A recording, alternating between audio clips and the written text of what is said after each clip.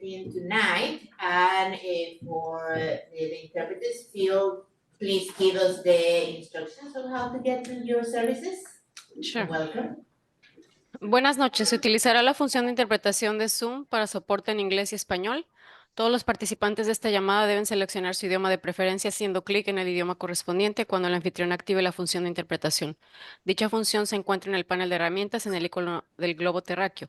El modo de interpretación para esta reunión será el simultáneo. Gracias por su atención y colaboración. Good evening. The Zoom interpretation feature will be used in this Zoom meeting for English and Spanish support. All participants on this call must select their language of preference by clicking the language when the host turns on the interpretation feature. This is found in the word icon located on your feature panel. Interpretation for this meeting will be conducted simultaneously. Thank you for your attention and collaboration. Thank you. And if there is anyone on person who wish to use the services, we can also provide those live translation. So with that, we're gonna start with the approval of the agenda. Do we have a motion to approve the agenda? Perfect. I move. Second? I'll second. Okay, if there is anyone who is to change or because it's, okay, if anyone is okay, please say aye. Aye. Aye, with that, we have agenda for tonight. And we're gonna start now, item 4, comments from the board and superintendent. We're gonna come down the road. It's my favorite time of the year, as we wrap up the end of the academic year. There's lots of celebrations and lots of things to celebrate. I really enjoyed our celebration of our staff, those retiring and those who are recognized by their individual employee groups. I enjoyed going to I've enjoyed going to Columbia PCA and finding out about their activities for the year and plans for next year, and several fundraisers. But this is also a time of year when it's all about advocacy. When the budget comes out and doing work with local legislators and becoming more informed about that. And I've done these activities with other board members, and I'll let them talk about that. But I wanted to say that advocacy has been a part of my life as an individual. And it's important to understand that you can do advocacy in a lot of different areas. So I'm going to repurpose my advocacy a little bit differently. And I wanted to let you know that I'm not planning to run for re-election this year. And I would like to say that it's been a pleasure, a privilege, and an honor to serve you. And I'm not leaving tonight. I still have my full term, and I want to really be able to enjoy that amount of time that I have with you. And as my husband said, I'm exploring different options, and he can't wait to see what new passion or continuing passion with advocacy and education I'm going to lead to. So stay tuned. Thank you for your decades of service. I just have kind of a couple of personal things. As most of you know, like my accident event, right? Like I am way farther along than I was probably when you guys saw me 2 weeks ago when I was like barely making it in here. But it's been discouraging. I thought I'd be farther along than I am now, so that's been discouraging. But I am trying, like I attempted today to try to help at the SMS setting up for the dance, and I was helpful, it just was slow going. So I'm starting to be able to do some things, but not to the extent I want to. And then also just on personal note, this is my last year of elementary. So my son, Cumberland does their promotion early. So promotion tomorrow technically doesn't end until next Thursday. But that's just a big milestone that we haven't been at Cumberland a long time, but we've been at Ellis for a long time. And so to not have a kid in elementary anymore is a big milestone. So that's kind of the things that are happening in my life right now. I thought our kids are the same age. I'm a terrible friend. I think it's because your son's smaller taller than Mike's. Yeah, oh no. So like height wise, I think your son's probably even taller. Okay, I wanted to give a quick shout out to Miss Leticia Alvarez, who was my son's teacher this year for 3rd grade, and also for 1st grade, she was Lakewood's certificated employee of the year. We celebrated this last night at Bishop, and also her father, Miguel Alvarez, was one of the classified employees of the year at Vargas, and I just think that's so fantastic that we have that, they have that legacy of service with the school district, and that we were able to celebrate them both on, in the same night. And then switching gears a lot, I just want to say that we live in unprecedented times. And I say this as someone, and this is something that I think we're all aware of, there's like new things happening all the time. I want to say that as an Asian American growing up in the US, I never saw kidlets about the Vietnam War. And so my son, I want to say a year or maybe 2 years ago, came home with one of those I Survived books about 9/11. And I looked at it and was like, that's surely too soon. But then I thought about it a little harder and was like, I was a kid in the 90s. The Vietnam War was about 20 years ago. Yes, 9/11 was 20 years ago. Yeah. And so I want to say that I feel that as someone living in unprecedented times, as someone who's raising children in unprecedented times, we as a district need to find a way to navigate that and to talk about these historical events in a way that is culturally sensitive, is respectful of different viewpoints, but also truthful. And I would appreciate having that conversation maybe in the next year, just to make sure that maybe before the next unprecedented event, we can have a game plan going forward and how to navigate that. Okay, so first, I want to thank Nancy for sharing her announcement and for all the time and dedication you spent for the board. I think that's really, I think that the next few months we'll celebrate you all the time. You know, it'll be a joy fest over here for that. So, you know, thanks for letting us know. I've been doing you know, it's someone online who I recently read called this Maycember for school board trustees and school employees, and it's true. It's been a huge amount of activities, open houses, site visits, the Hoffman Awards, delegate assembly, award ceremonies. It's just been just a lot of love and a lot of celebrations, and also a lot of work and advocacy, as Nancy mentioned. So I sent in all my activities. We have a long meeting tonight, a lot of work to do. But when I was going through my regular board meeting activities that I list, and that'll be listed in the minutes, I noticed I had something with each and every one of you as activities, and I really value that, and I really have enjoyed serving with all of you, like actively like doing stuff, so independent of the boardroom. So thanks for everybody. Okay. So thank you, Nancy, for all your service over the years, and yes, we will celebrate your retirement. And well, yeah, this month has been humongously busy, incredible, like every day 2 or 3 different things going on with the district, including inside and county-wise and state-wise. We went to Sacramento, we did tons of stuff. And I will put that on my minutes this time, I'll try to remember. And I will, but then last weekend was particularly busy too. There were a lot of celebrations regarding joy, and I kept thinking about how we put it as part of our strategic plan, the joy and the joy of learning and the joy of growing up and the joy of teaching as part of who we are and what we want to show on the district. And I'll probably come back to that one later when we don't have that much in our agenda. But I wanted to recognize also, before we move forward, something that's been happening in the last week or so, among many things, about like right before the pandemic and right before I was on the board, Bridget recruited me to start bringing food to the kids and the homeless kids in our district that were at the homeless shelter.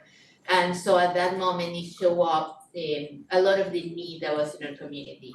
Later on, as I started at the board meeting and there was a pandemic, we had a little group that was pretty much bringing food to homeless families and kids who were house insecure. And it reflected a lot of the need in our community and a lot of that in our Hispanic community. And it kind of brought into attention a big issue that is not just in our town, but in our region. So we start working with the county, we start working with all different organizations, and we kept bringing it here and being annoying to what we were doing and annoying everybody in the district every time, every week. So somehow in the last, bringing at attention everything and paying attention to the standards of care at the homeless shelter and how little space there was, how unhealthy it was for our kids to be there and the need that we needed something better. When the contract kind of went to an end in the last week or so, the county responded that, this time they're gonna hire somebody who rebrand this shelter as a family shelter, which is a great answer. And I wanted to acknowledge that even when some of us got tired of not seeing results, Bridget kept going and going and going and going, like Yes. the little advertising bunny, and annoying people everywhere. Maybe now it's happening. It's happening, it's happening. Another way to say that, encouraging. Yeah, encouraging people everywhere. But yes, good things happen, working behind the walls, and she will never come up with that and say that she was important, but she was very important for that happening, so thank you. And now, moving forward. Okay, so this is kind of a celebration of human resources, how's that? Yes, So I'm gonna start off by fantastic job last night, you and your team, Jeremy, with the end of the year celebration, really wonderful, like the decorations, the organization. I got comments from several employees who were honored that said, we really felt honored, so that's little, so thank you for that. Also today, this is maybe the third, I wanna say, classified job fair that Human Resources has organized. And they're getting better and better, more and more focused, more and more organized. We conducted 63 interviews, is that right? 12 offers were made. I talked to one of the technicians in the hallway, she said, I think there's gonna be twice as many of that. That's gonna come out of that. And this is like really hard to fill positions that if I had more time, I'd try to summarize all the different ways that they went out, reaching into the community to get applicants for these jobs. So fantastic job. And the next thing I'm gonna do is I'm gonna introduce our new managers. So we have 4 of them that'll be joining us. Actually, one already has. So we'll go first with Trang, if you wanna step up to the podium here. Yeah, that's part of it, Trang. So as you're doing that, I'll introduce you. So Trang Vo is our new fiscal manager in business services. She's an experienced fiscal manager joining us from Metropolitan Education District in San Jose, where she served as Director of Fiscal Services, and she brings with her a wealth of budgeting, accounting, and fiscal oversight experience. She's an experienced supervisor and possesses excellent interpersonal and leadership skills. Over her 10-year public education career, she served as an account technician, budget analyst, senior accountant, and Director of Business Services. And she'll be working with Arthur, who's smiling, see how broad his smile is, to support all aspects of budget development and other business functions. So welcome, Trang. Is there something you'd like to say? I don't know how to work both, it's on. There you go. I just wanted to say I'm really happy to be here and thank you for such a warm welcome. And I'm really excited to be here in Sunnyvale. My children are in public education, so this is my passion. And I'm just really excited to join this wonderful team. Welcome. Thank you. So next I'm going to introduce the new principal of Vargas Elementary School, Manny Villapando. Come on up. Manny joins the district as an experienced educational leader, having 11 years of school site administrative experience. He served as an elementary school principal in Oak Grove and the Roseville School District, and most recently as a middle school principal in Alum Rock. He's a former induction support provider. He's provided professional development, particularly around mathematical practices. And we're really excited to have you leading the team at Vargas. You've already been overlapping with Catherine a little bit. Yes. Is there anything you'd like to add? I just wanted to say what a privilege it is to be here tonight and to be joining the family here. And I do look forward to not only working with each of you, but getting an opportunity to get to know what you want of me. Because ultimately my goal is to provide you with whatever we want as a family here to meet the needs of all of our families at Vargas. So thank you. Very excited to be here and glad to be part of the team. Well, welcome. Thank you. Next we have, And bow ties are cool. all right. Make a note of that. I'll be wearing a bow tie. Okay. Kelly Mack. Where's Kelly? Come on up. Kelly will be the new assistant principal at Cumberland. She's an experienced educator with 21 years of experience. She's currently the lead induction mentor with the Santa Cruz Silicon Valley New Teacher Project. You know, that's a strong partner of ours. She started her teaching career as an elementary school teacher and teacher on special assignment, focusing on behavior and academic supports for students. In addition, she's also served as an intervention, ELD, and core teacher at the middle school level. She was an interim elementary school assistant principal in Campbell Union School District, and she's going to be a great fit and thought partner with Lori Carlson. We're excited to have you. Thank you. I am elated to be here and be a part of the Sunnyvale community. I have been chomping at the bit to get back to a school site, so I know that this is the right place to be. And I really look forward to learning about all the things, like Manny said, that you all want, besides bow ties. I don't have any bow ties, but I'll work on that happening. Thank you. Thanks, Kelly. And last but not least, Allison Crawford. There she is. Allison will be the new assistant principal at Sunnyvale Middle. She's an experienced school administrator, is currently assistant principal of curriculum and instruction at Gunderson in San Jose, where she served for the past 4 years. She has over 13 years of experience working in education and experience teaching at the elementary school level in San Luis Obispo. The majority of her career has been spent at middle school in the Oak Grove School District in San Jose, where she taught 7th and 8th grade math. Got some strong math folks coming in, which is really good. As well as served as an instructional coach at the middle school level for 4 years. We're really excited to have you joining our team over at Sunnyvale Middle School, so welcome. Thank you so much. I can't wait to get back to my core of middle school and work with these students now that I've seen what high school is like and can help prepare them for that high school experience. And so thank you so much for letting me join the Sunnyvale community, and I can't wait to get to work at SMS. Thank you. Thank you.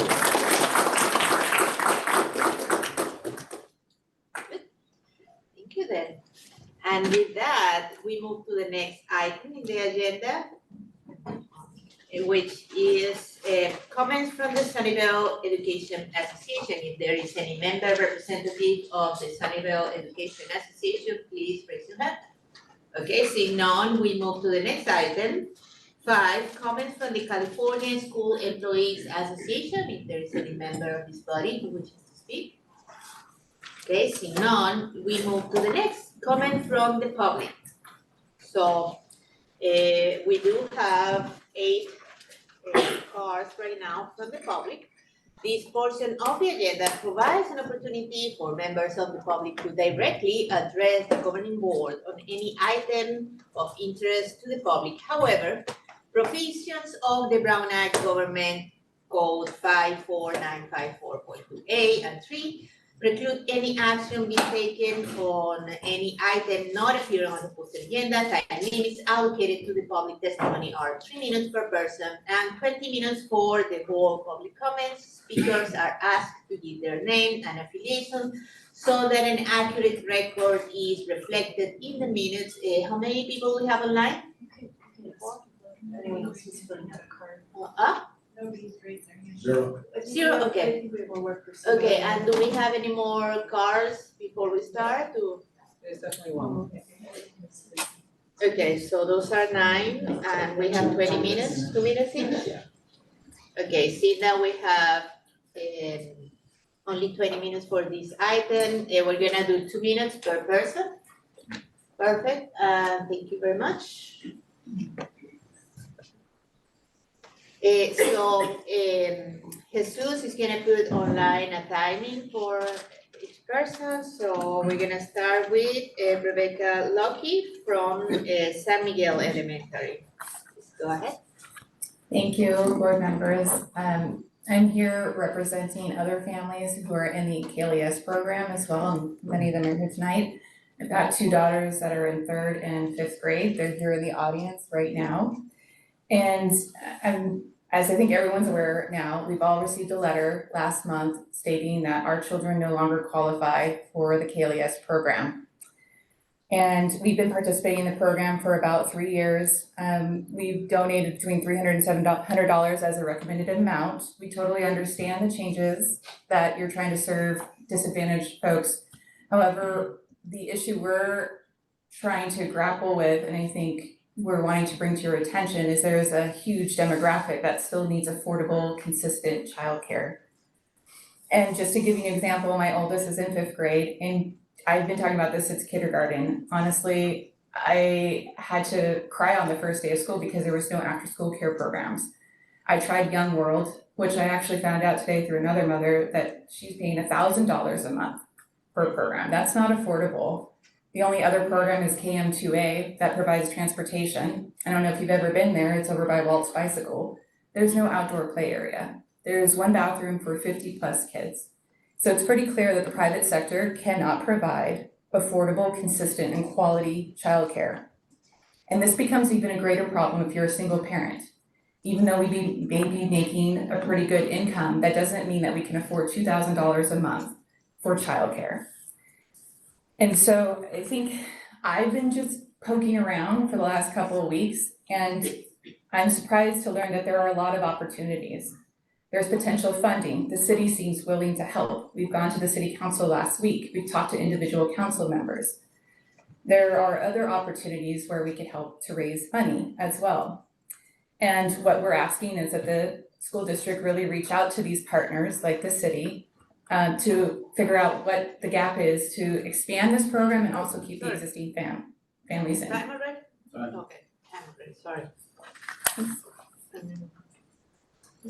It would be good to give a 30-second. Yes, do we have any screen against you?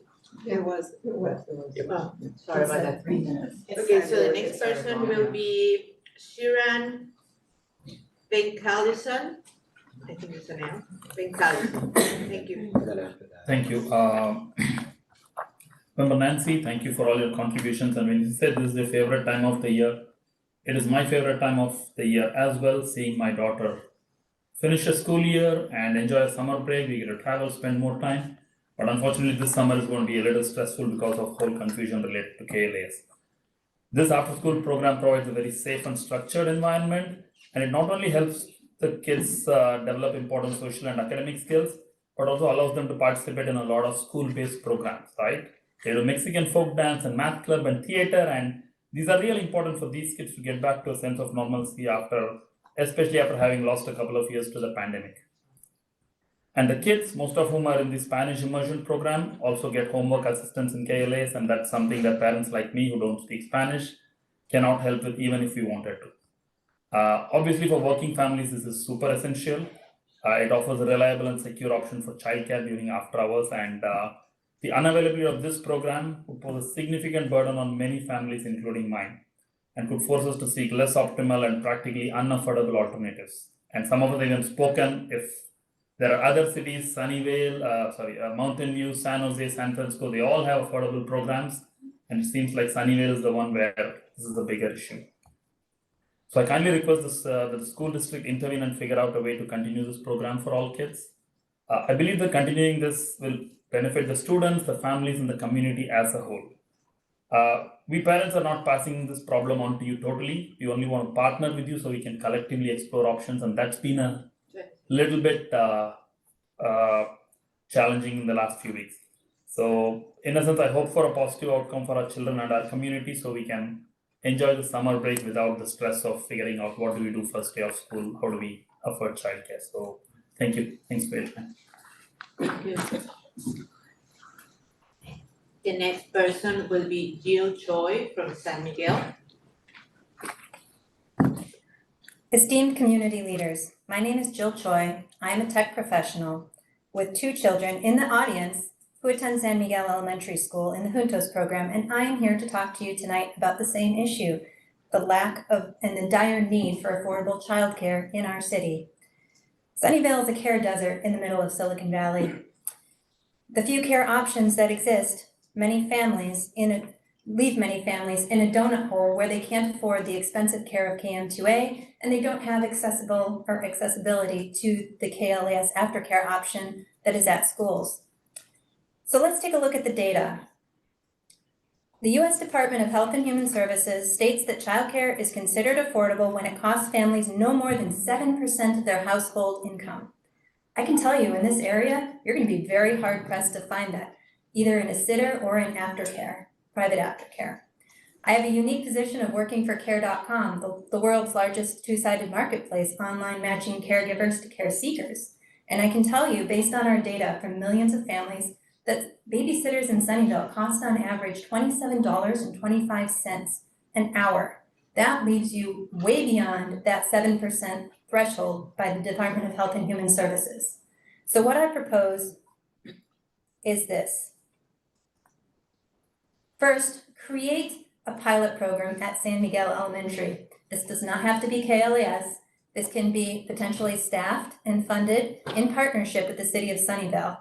We have spoken to Councilman Mellinger, I've spoken to Mayor Klein, I've also spoken to Principal Ibarra. Principal Ibarra is happy to facilitate this at our school, and the city is just waiting for you to ask. There's also, I see, a parcel tax on the agenda. Potentially, maybe we could get some funding through that means as well. I implore you to work with us to help solve this not only for the 10 families that can't get into KLAS today, but for the rest of us. Thank you. Thank you. The next person will be Celeste Baum from Vasquez Avenue. Hello, my name is Celeste Palm. I'm here representing young adults that don't have children yet but are interested in having a family here in the future. I moved to the Bay Area almost 4 years ago, and my husband and I are interested in considering starting a family, but even with the current circumstances, it would be very difficult, as everyone has mentioned, to afford that. I would like to not have to move out of the Bay Area or out of California to start a family, but if rules like this that are proposed are implemented, this would make us heavily consider moving out or moving out of the Bay Area even more than we already are. As others mentioned, this class program has a lot of different things to offer as far as sports, dance, math, study supports, and all of that gives students an advantage. It gives them a path that they could develop to get a future scholarship in the future. It allows them mental support or counseling from adults or other students, and this advantage in their mental and physical health, I think, should be available for all students. I'm highly supportive of equality of opportunity. And when rules like this are put into place, it is a needle that's going in the other direction. It's going in the direction of discrimination against kids based on their parents' income. And I think this is something that we should all be advocating against and standing up for. And I think that this is something that we should seriously consider not moving forward with. So thank you for your time, and I really would appreciate it, especially on behalf of all the other parents and my friends here that have kids, if you consider alternative options. Thank you. Thank you. Next person will be Caroline Schrofader from San Miguel Elementary. Hello, I'm here to add my voice to the concerned community at San Miguel about the changes to the KLAS program. My family has benefited from this program for the past 2 years. Both my husband and I work, and the peace of mind that we have gained from knowing that our children are not only safe and like supervised during the after school hours, but they're also like in an enriched and supportive environment within our trusted school community. And they have access to the extracurricular activities, which we've talked about. They have access to the Spanish speakers in their community, which is excellent because I do not speak Spanish. And all of those social emotional benefits when children are allowed to interact with their peers in a way that is supported and supervised by adults that care about them is invaluable to us.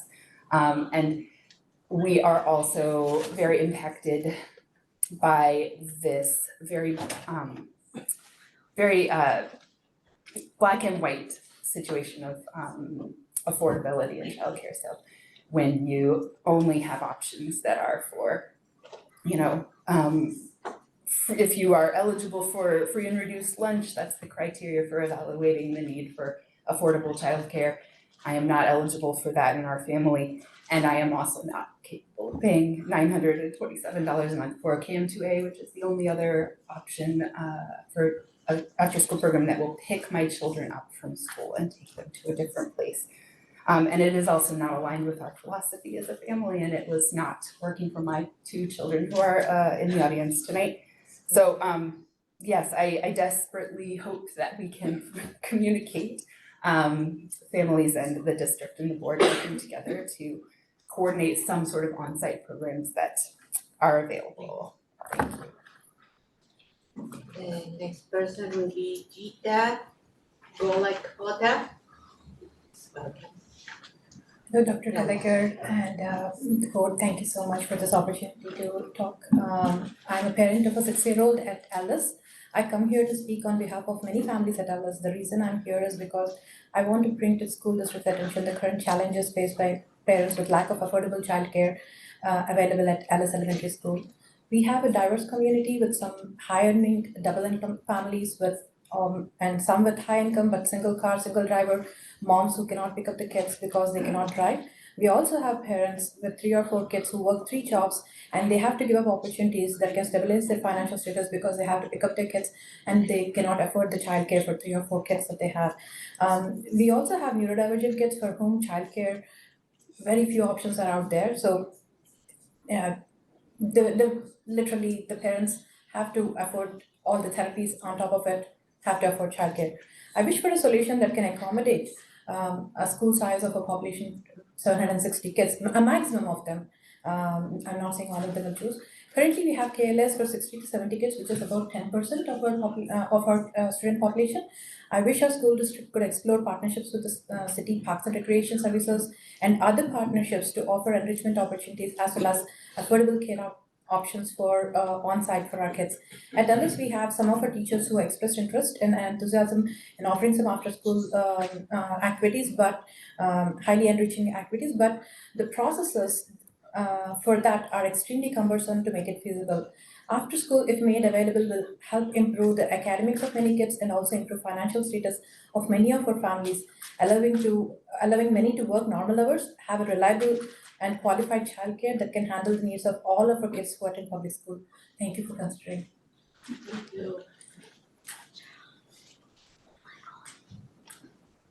So the next person will be Peggy Brewster.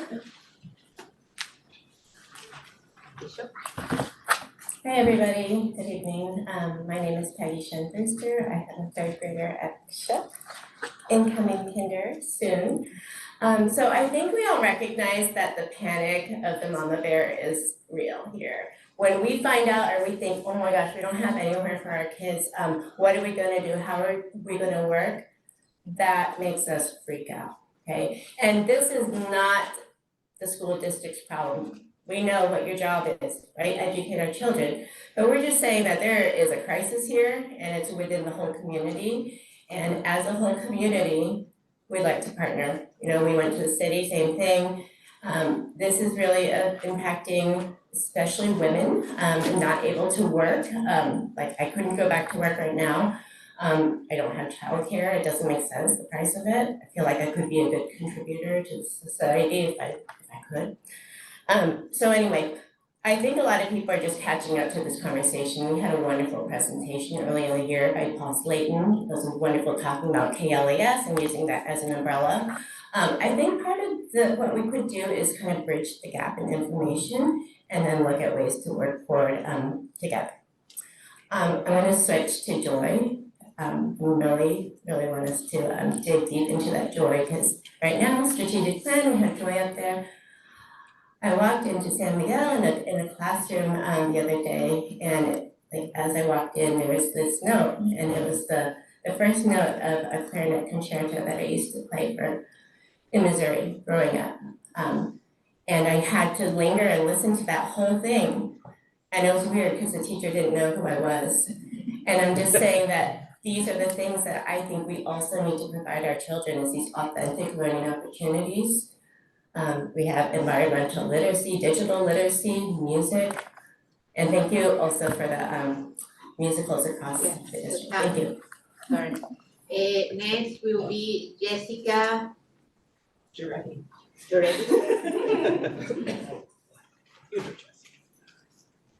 Hi, my name is Jessie Jurecki, and I'm the mother of a second grader at Vargas and a seventh grader at SMS. This is only my second year in the district. I moved from a school in the Cambrian district. Although there are many things I prefer at this school district here in Sunnyvale, I am shocked at how few options there are for after-school care. We as a family do not qualify for KLAS. I only found 2 other options that served Vargas. One was Catalyst, which it took me over a year to get onto the wait list. And I'm not on it anymore, sadly. And the other is KM2A, which is expensive and uses emotional abuse as a teaching tool, and I will never allow my son to go to again. In other words, there are no options for so many people. I personally took a career pause at the beginning of the year for health reasons, and as is, I do not know if I will be able to return to work due to lack of childcare. You have heard from parents that have depended on KLAS and can't use them next year. I ask, of course, that the district prioritize finding care for these families.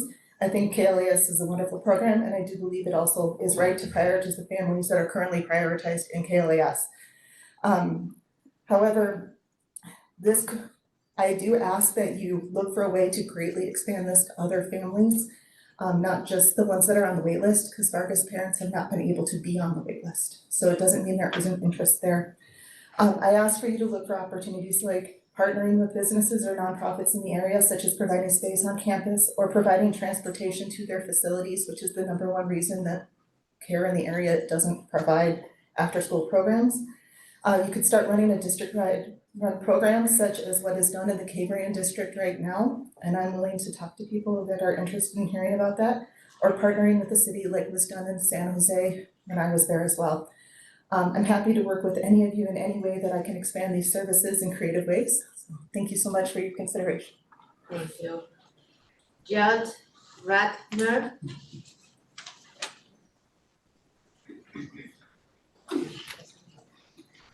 Hi, I guess I'm a new district, board meeting newbie, so I thought this would be a little bit more of a conversation, but I wrote up some of my notes here.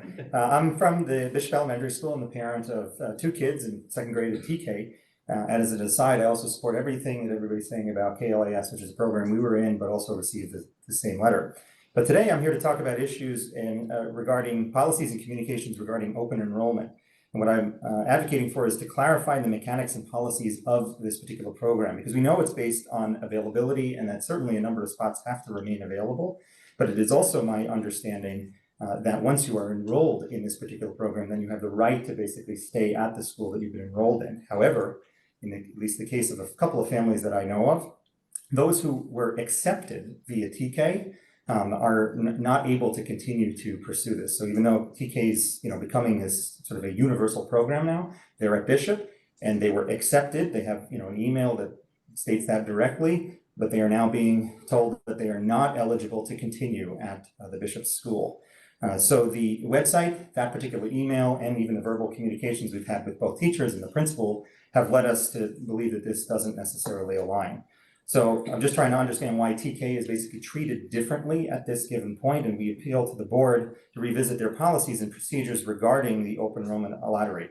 The other note for my final 30 seconds is that families who happen to have multiple children also have a particular challenge with open enrollment. So my understanding is that it is just a universal kind of lottery system, and that those who do not have, or those who have multiple children, that is not necessarily prioritized. And this makes it, of course, significantly difficult to plan and even perform throughout the whole year, because you've got one kid at one school and then potentially another one at the other. So again, I recommend a lottery system which first prioritizes those who have multi-child attendance, because consistency, predictability is paramount, not just for the family, but for the outcomes of the school.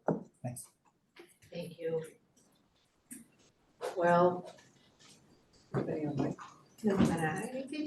that, we end that part of the agenda. Thank you very much. And by Brown Act, we are not, I just want to remind people, we are not allowed to comment on any issue that is not on the agenda. So with that, we move to item 8, the consent agenda items. And we need a motion. Sorry, number 7. I move to Public hearing. approve the consent agenda. No, Number 7 is not public 7. hearing. 7, Oh, sorry, public hearing. Public hearing, yes. Okay. We have the public hearing for the local control and accountability plan. And for that, before we started, we're gonna get a presentation by Dr. Dasha Jean, our education chief. Please go ahead and very, very welcome for this very, very important part of our work, your work. And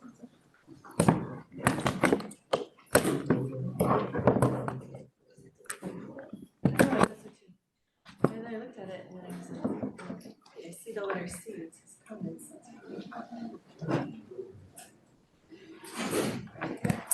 Okay, good evening, board. I am happy to get to this place in time to have an opportunity to have a little bit more of a discussion regarding our local control and accountability plan and highlight some elements.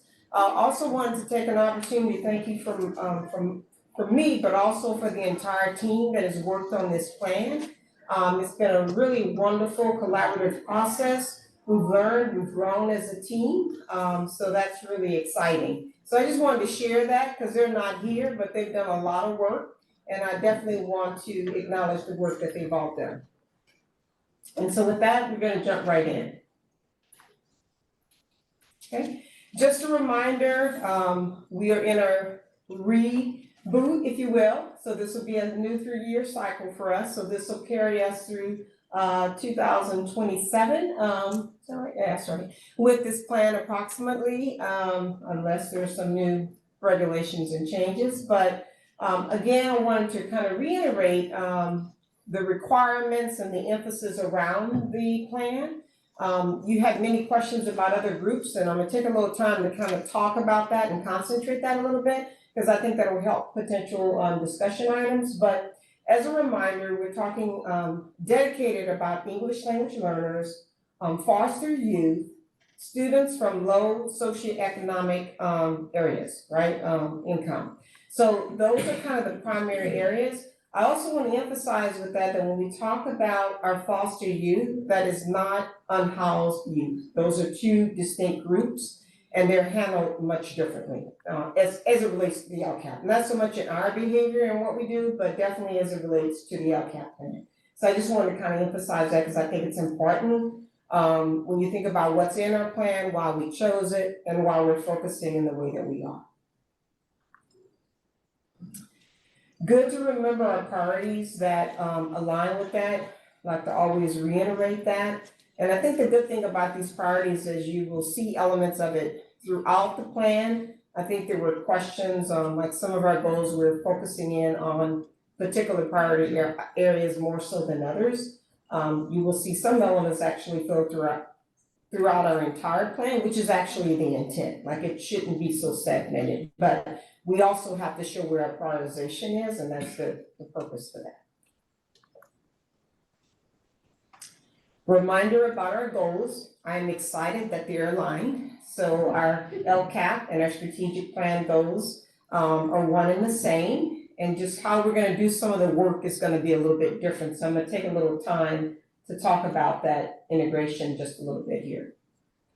So we worked hard, like I said, to go into this process thinking about both things and responsibilities so that when we get to this point, hopefully we're in a better place. You'll see what's critical regarding the LCAP there. You see what's critical regarding why we've chosen to do the strategic plan. So those elements are there. And then in the middle is kind of where we're joining, right? The alignment of our goals and objectives, some of our actions and services, our resource allocation, and we'll spend more on that budget portion later in the meeting, but we've taken all of that into account into this really critically. And then our community engagement, both processes have allowed us to do that. And this year, more than any since I've been here, we've had significant amount of engagement in multiple forums that's really contributed and informed these plans. I wanted to also add a piece here about our school plan, student achievement plans that our sites are doing. And the reason I wanted to emphasize that just a little bit before I go into the rest of the document is to emphasize this tiered approach that we're looking at towards the goals that we've outlined. So we have our strategic plan as our big umbrella. We have our LCAP goals that are kind of our larger scope, meeting our CDE compliance areas, and also on a global level for us overlooking the district, some priority areas we need to pay attention to. But then as we go down a little bit deeper to our school sites, we're looking to our school plans to be able to do that. And so I just kind of wanted to reiterate that, that point that's really important, because some of the other groups that we need to talk about or emphasize, that work has to happen at the site level. Not that at the district level, we're not looking at it and monitoring it, but the true work that goes with some of that will be really important at the site level. For example, our African American families. I know that's a question there. I know there's things we've done over time. We kind of emphasize our Hispanic EL families over the last 2 years. And it's not that we haven't been doing that, because they actually have been a part of those meetings as well. It's just that we don't have as many, so we don't see those faces as well sometimes in the work that we're doing. But I just want to say that they are a part of the work and they will be emphasized, but the dedicated work will happen at the site level. Okay, so jumping in, I'm not going to take a lot of time on the slides because we've had some conversation, but I do want to at least highlight and review those areas that we're going into. So our goal 1 is kind of our inclusive and nurturing environment, where we're emphasizing the experiences of belonging and how are we going to be able to do that. So I just want to pause to each slide a little bit. I'm going to go through the actions. They're kind of consistent all the way through. And we wanted to emphasize that here to just kind of see that alignment going through the document place to place. We think this will ease in readability. We think this will ease in our capacity to take action and be able to monitor and progress monitor more effectively from a district level, but also at the site level.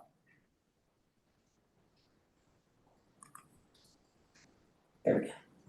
Very good. So with our goal 1, we try to, target it. Some of the elements kind of jump off the page because they're almost identical, but some of them you have to kind of read and analyze a little bit. So we wanted to kind of give you a crosswalk as to where the connection is coming when we think about LCAP as it relates back to some of the strategic key actions within our strategic plan. Also, just want to reiterate that not everything that's in our strategic plan you will see here, but what we try to do is think about it in really 2 critical ways. 1, what did we agree to or do we think we can accomplish within this first 3 years as it relates to that larger strategic plan of the 6-year plan, right?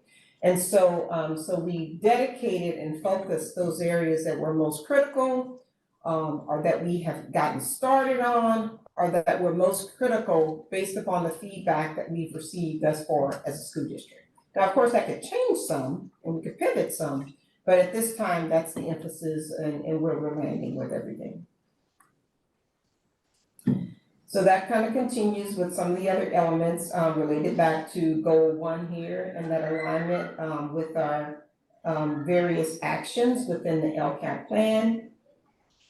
And I'm really gonna just kind of scroll through here as a reminder of these elements for our conversation as we go through.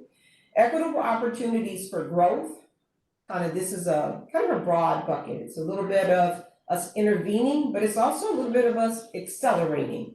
And so it's prioritizing what needs to be intervened with, to what degree, and what needs to be accelerated. What are we gonna offer? We had many folks in the room today talking about some of those opportunities in different ways. So it's about how to prioritize based upon our students and their needs. All right, so moving on to goal 2 and some of those action items, really aligning here again to emphasize how we're gonna be able to do that. You'll see a lot of information in here with regards to socio-emotional and cultural supports within our classrooms.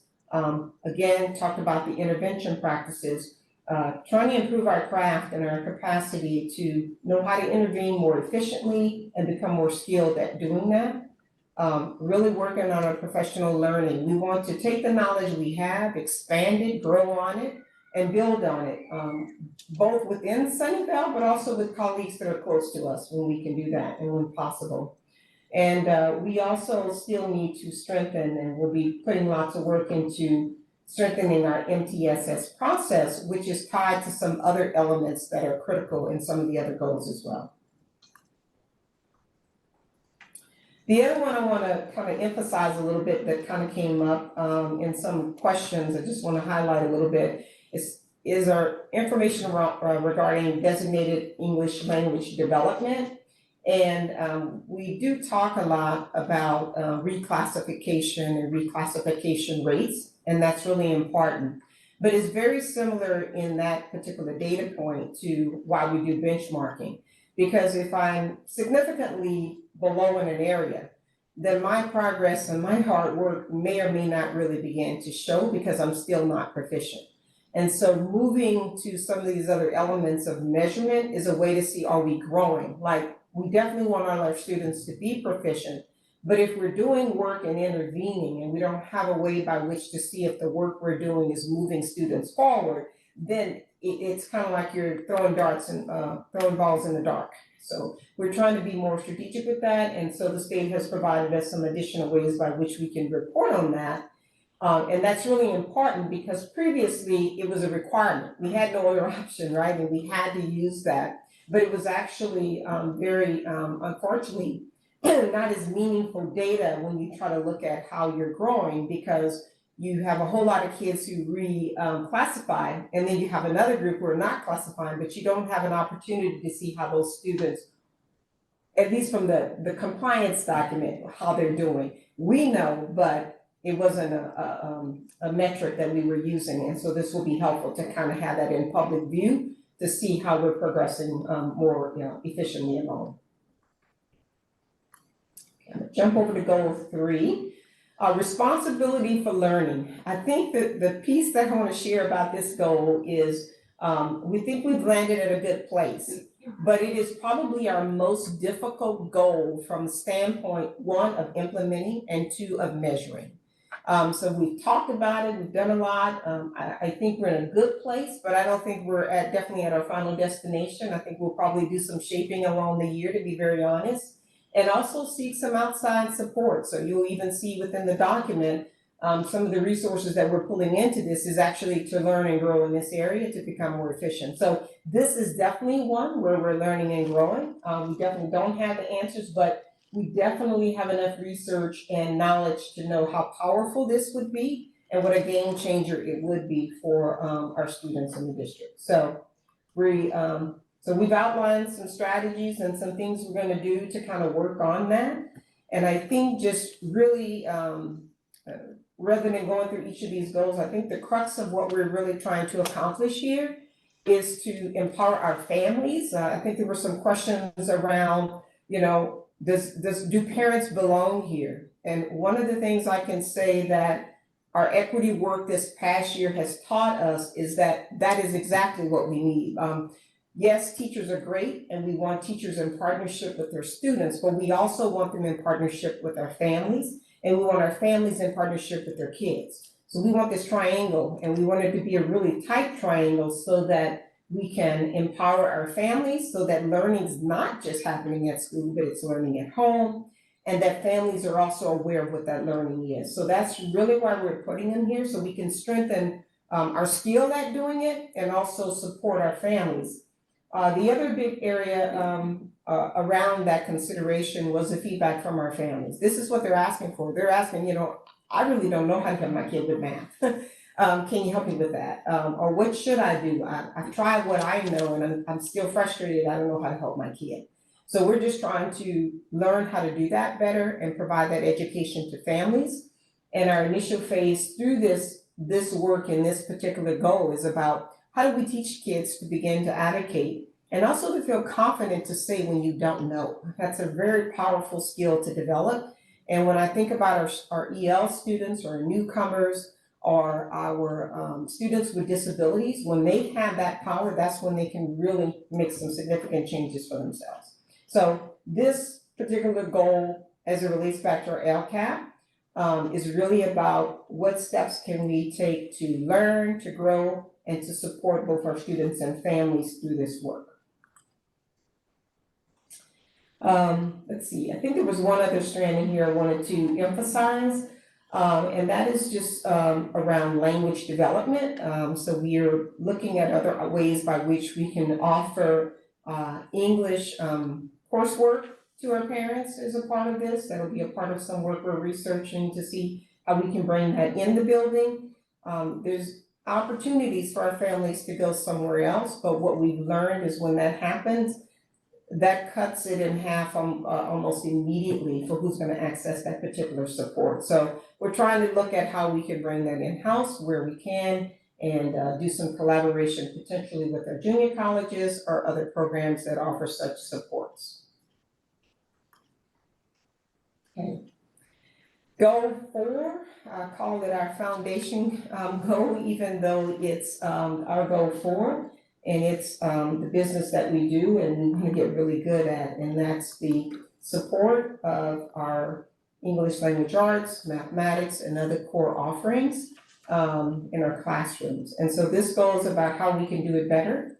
You see elements talking about curriculum and instruction, universal design of learning. These are elements that we started over the last couple of years, but we're trying to get better at that.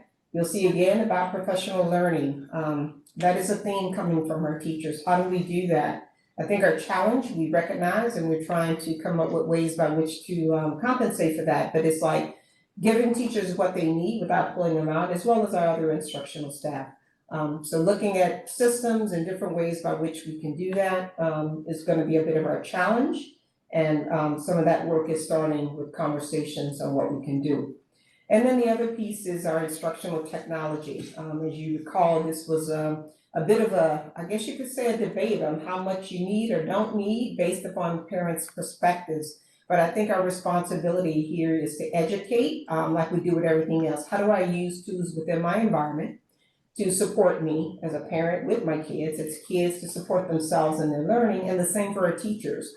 We'll be talking more about AI in the future. Where does that fit in? So there's lots of elements coming that we have really a moral responsibility, if you will, to be sure that our students that we're bringing up are getting connected to some of these concepts and ideas. And so really that's the essence of this particular goal for us at this time.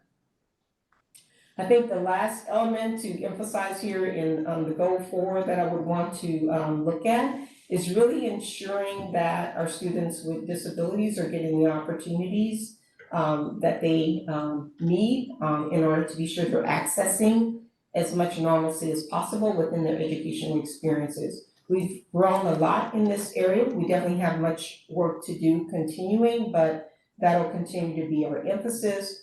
And just looking at how we can elevate performing arts and music and STEM programming throughout the day, not just at special times. How do we integrate that? So this will be a big part of the work in this goal. How do we do that and do it efficiently and well? So with that, I'm gonna pause and round us back to the work we've done. Every student is known by name, strength, and need, ready to excel in high school and beyond, and to lead a life of joy and purpose. Few words, powerful statements. We have much work to do. And with that, I'll take any questions that you have and clarifications that you need regarding our plan. Thank you very much for all this very important work. But before we start, we need to open a public hearing. So if any member of the public wish to speak about this right now, please raise your hand, electronic or in person. Okay, so we opened it about 10 seconds ago. It was 7:03. Let's wait a second. No one showing? Okay, seeing no one, then we're closing the public hearing of this particular item 7A. Board, do we have, well, we are not approving, so we don't have to, we don't need motion. So please start with your comments, questions. Anything you wanna add?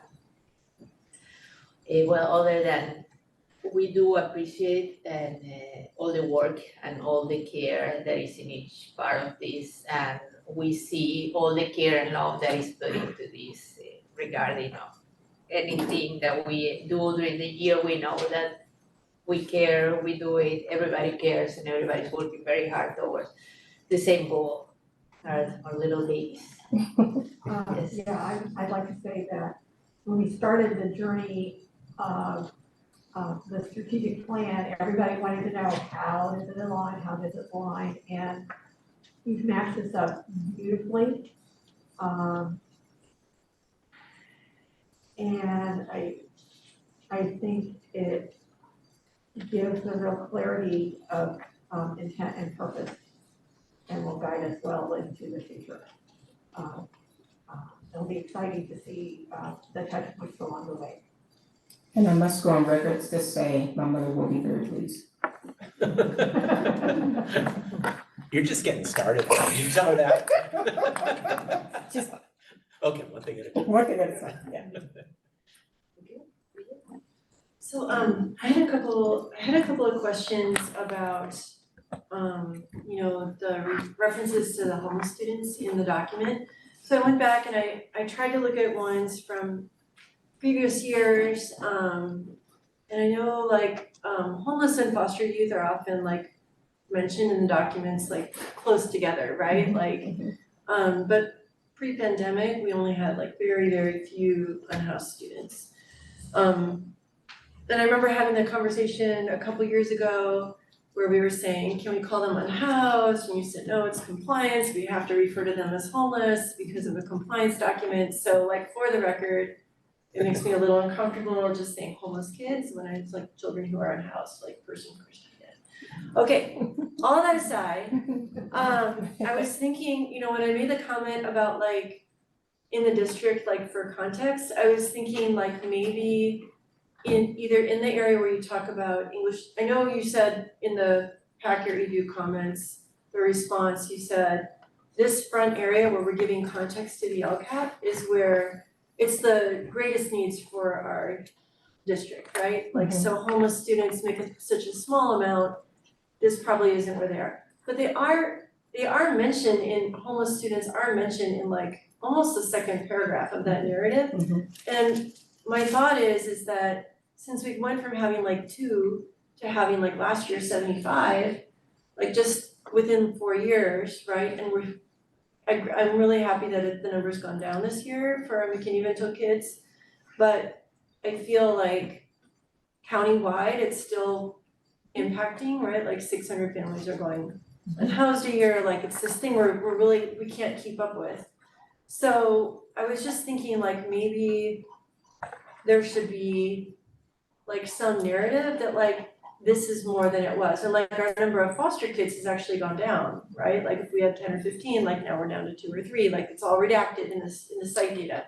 So that was just like one, so when I said like, when I made the comment like, could we talk a little more homeless students, I wasn't saying like, let's make the whole report about them, but honestly, like, probably you could say that they're the most socioeconomically disadvantaged students. You know, they're really in that group, like they're experiencing a lot of socioeconomic disadvantages at that point. Okay, so then my other thought was, I noticed that in the places where we had data more accessible, maybe like with absenteeism, that data was available, and then when it came, and suspensions, it was available. And so like we have, let's say last year we had 75-ish unhoused kids, and they were like one of the 2 groups that was above the threshold, right? But then later, they're mentioned in, not attendance rates, but it had to do with, and not expulsions, but you know, it started getting into like how they were performing elsewhere. And that's more difficult to get, right? Because that's not reported on the CASP, right? Like you have to go in and individually search for the students. Yes. So Just to give you a little bit how we support that group, they're case managed by our social workers, just to give you that, just Yeah. because of how they're identified in the system. Also because they are always, not always, more often than not, they're part of another group. So EL, disabled, you know, so they're usually are in one of those other buckets. So that's why we separate them out to case manage for care, but also manage for other things that are happening. We also find that at least a third are in and out. So that's allowing us to also keep up with, okay, where are they? Where did they go? Are they still here or not here? So we tend to support them in that way, because that tends to allow us to do a better job and really monitor from a more meaningful way. So you are correct, those are things we are looking at, but they don't just pop up very natural and organic in our systems. Cause you have to actually pull and go. You have to go and pull them by individual. kids more often. Yeah. Sorry, could you go back to that? You said that more often than not, they fall into one of those other buckets of ELs or Students with disability, low income. Okay. Yes. Students of color, okay, yeah, Mhm. lowers. Mhm. Okay, thank you. Okay, and then, so I just wanted, so, cause I was kind of wondering like why we weren't seeing that with the other numbers, but if that's the case, I can imagine that would be difficult to track. And we do track it, but we don't wanna convolute our LCAP plan, but we track them. And in particular, we will, as it relates back to our strategic plan. So it will be monitored and reported on, but we don't wanna put it in our LCAP because it confuses it based upon the compliance of the document, to be very honest. Okay, and then one other thing that I noticed was there's a lot more money in this LCAP. Oh, yes. And it's like, I asked Mike about it, and he's like, oh, it's all the money, Yes, right? yes. And I remember reading, I went back and kind of looked at the one from 2019, 2020, and there was $5 million something in it, right? And even then, it looked like there were programs that like, you know, it looked like it was like, oh, we're doing STEM and we have trainers for STEM and stuff, and I'm thinking, that's great for everybody and it's great, but so is the state gonna accept that it's like all our money? Yeah, there's multiple ways to do that, and Arthur will talk a little bit more about that probably when he presents, but actually, that thought process and us working together, I think earlier on when I did the initial presentation, I talked about we're trying to integrate those resources to have a little bit greater transparency. So one of the questions that always comes is, what are we doing? There's so much baseline work that is going towards some of these efforts that we think that's important to be incorporated into the document. And so also reemphasizing some of the targeted supports that are there that may not be fully directly related to every single action in there, but if you did not have those, you would not be able to do the targeted work. And so this just kind of makes it a little bit more clear, especially to families in general community, where is the money going and what are you doing with that money? And so we feel that this approach is doing that. Of course, it is a bit probably more challenging given how we have been doing it, and then we have made this pivot. But I do think it is the right pivot as I think about our strategic plan and the work we're trying to do. And I think the important thing with compliance documents that we're trying to not be caught in is we don't want to spend all our time figuring out how to fill out a document. We want to spend our time actually doing the work that's in the document. And so this new structure hopefully will allow us to do a better job of that. And then also allow us to do a better job in connecting and reporting out on our strategic plan, and then also being accountable to you as a board. I think last year was a very true testament to you want that level of depth on a more ongoing basis. And this will allow us to do that in a more authentic and meaningful way. At least we feel it will. We'll see how it goes. And we got feedback from the county that this is an acceptable format. As of this moment, yes, it is. We're waiting to get our final stamps of approval, but at this time, yes, it is. It does meet state compliance guidelines, so I will say that. And my other question was like, because we're required, I read the compliance note that we're required to address any group either as a district or at a site that's like where the red shows up. But that really made special ed like the priority at a bunch of our school sites. But when I looked at the numbers, I thought, oh, I wonder what the second group is, So I went in and I looked at the numbers, and it looked like, when you had, red plus yellow, which is still all below, other groups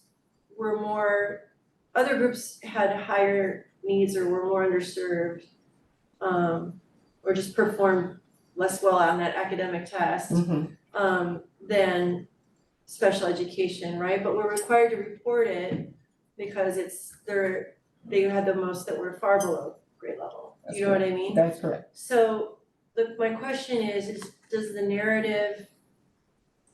other narrative carry through to through our strategic plan, and everything else? Because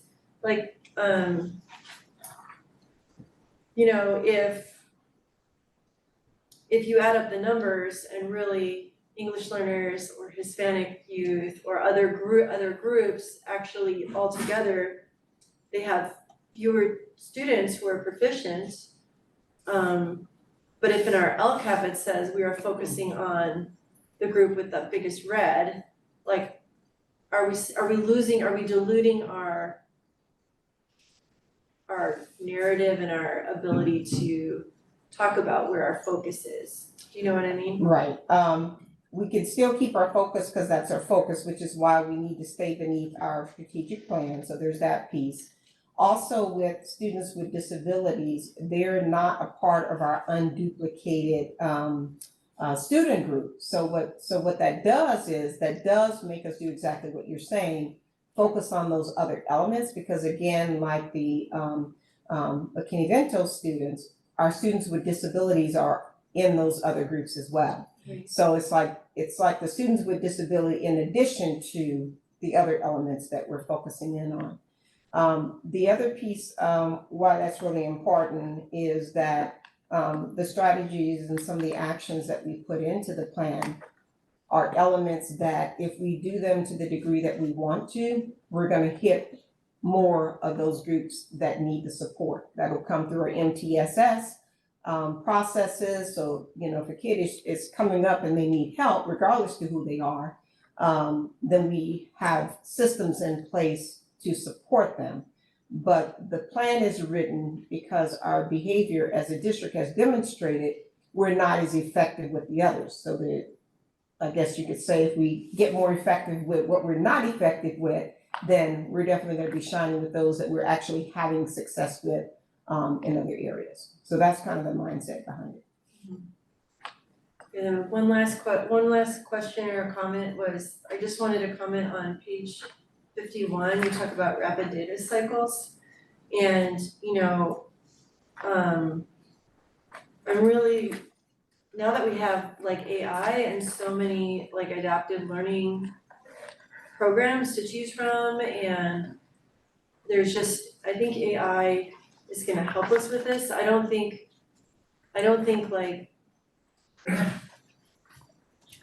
we just wanna test just to test, we wanna like test to use the data, right? And have as much learning that goes on, bless you, Thank you. as much learning that goes on that can be, like just to leverage the technology to do some of that, directing and guiding so that we can use our professional teachers, like not to like leave everything up to AI, like, but to like utilize it as a teacher tool. I'm excited about that piece developing over the next 3 years, because I think anything we can do to like leverage that, to like really help that differentiation happen in the classroom is gonna just be awesome. Well, we're having some very serious conversations about that because it's kind of a two-prong, right? We must have strong instructional skills. We must. No matter what the platform is, the tool is, if you don't have that, you won't be able to access it in the way and to the degree that you need to have the impact. So you end up having a tool that could potentially cause harm instead of helping. So it has to be the two-prong approach, and we're trying to figure out the best way by which to do that. I think it will be a bit of a growing pain for us, to be very honest, this school year. And will be a shift in our culture, and it will be something we will have to put a lot of work and time into. So it will definitely be that for us this year, that's for sure. Yeah, we're looking for, that particular thing about rapid data analysis is very cool, and we heard that, you know, about the case studies that you've been working that are giving already a lot of results, so hopefully that will be a game changer. Fingers crossed. Yeah. Okay. Any more questions? Yeah, I do. Yes, please. It might be helpful if we put the slide back on and go to slides like 7 and 8. So mine was the question with the, like, I named off several different slides, and it's the slides where it has like, after you show goal 1 and it shows the actions, right? It's 1.1, 1.2, 1.3, 1.4, and each of those is exactly, so slide 7. Oh, no, sorry, okay, it's changed now. Yeah, it changed, because we added some, so it'll be, Maybe go back one. It was right before No, one more. it's slide 10. Goal 1? Slide 10, here we go. I think that Yeah. was, yeah. Oh, 9. Oh, I guess it's on 10 too, actually, I have 10 per each as well, sorry. Okay, sorry, thank you. So yeah, so I'm just a little bit confused, like as I'm looking at it, could be like my accident brain still, right? So I like see the 1.1, 1.2, 1.3, 1.4 for the, you know, so like 1.1 is saying environmental based staffing, right? So then you go down to signature strategy, and that's 1.1. And then you have under 1, 2, 3, it like aligns to LCAP 1.1, LCAP 1.4. So like, are those, now I'm saying a lot, and maybe I'm answering my own question here. So like that number 1 where it says aligns to LCAP 1.1, is that referring to that first part, 1.1, inclusive and nurturing environments-based staffing? Yes, so the 1 is the strategy in our strategic plan, and it aligns to LCAP 1.1. So if you look at your LCAP plan and you go to 1.1, you will see details referencing strengthening knowledge, skills of teachers, staff regarding effective practices that build welcoming environments. So the breakdowns on the. In the okay, LCAP, so it's giving you the details that go with that particular action strategy about what is that gonna look like, feel like in real time. Okay. Okay, and then maybe could you give just like a little bit of example of, I mean, something like base staffing, targeted staffing, I feel it's easier, right? Base staffing, I assume would mean like all of our staff in the district, and targeted would be, maybe it's for paras, maybe it's for classroom teachers, maybe it's for custodians. But then am I correct on that? Base staffing is what is available so that every child in the district gets it. So base staffing is something that all children benefit from. It's nothing it's not necessarily unique, and it's like framework. staff. Yes, Okay. it's our framework, our foundation for how we provide education and support to all kids in our district. Okay, so it's not necessarily, you use the word staffing, sorry, I'm like totally struggling with this. That's okay, so let me So when you break say it staffing, down. yeah, what do you mean? So we have staffing, any kind. Okay. That relates to that particular bucket. And then we have the next area, which is about base resources. Any resources that are being provided to any student in the district. So whether that's a program, a curriculum, intervention. So teacher workbook, like a teacher. Yeah, teacher would be the 1.1 and the 1.3 would be the workbook. Yeah. Yes. But then targeted would be intervention specialist or a specific program Yes. that would be working on remediation or With a skill focus enhancement. on our unduplicated students. Yeah, the Okay. students that are following real. So is Yeah, the EL, the low income, yes. I don't remember because the format is different, and a lot of things are pieces of that. Is there a glossary that actually defines those terms? Which terms? The targeted? Yes, basic targeting. Not so much the base, because that's just kind of how we're doing it, but the targeted is defined when you go through the document. Also in table, I forgot which one it is, but for the targeted, anything that you're doing for that, you have to go into, why is it a need? What are you doing about that specifically? And so at the end of the entire LCAP plan, there's actually a table specifically for the targeted areas. So you can actually see what are the needs, what are you doing, and why are you doing it? And for the in each of the goals, where it talks about measuring and reporting results for the metrics define what base and what the base is. So like, 100% of students have access to No, I online understand materials, that, but I meant conceptually what was meant by those particular.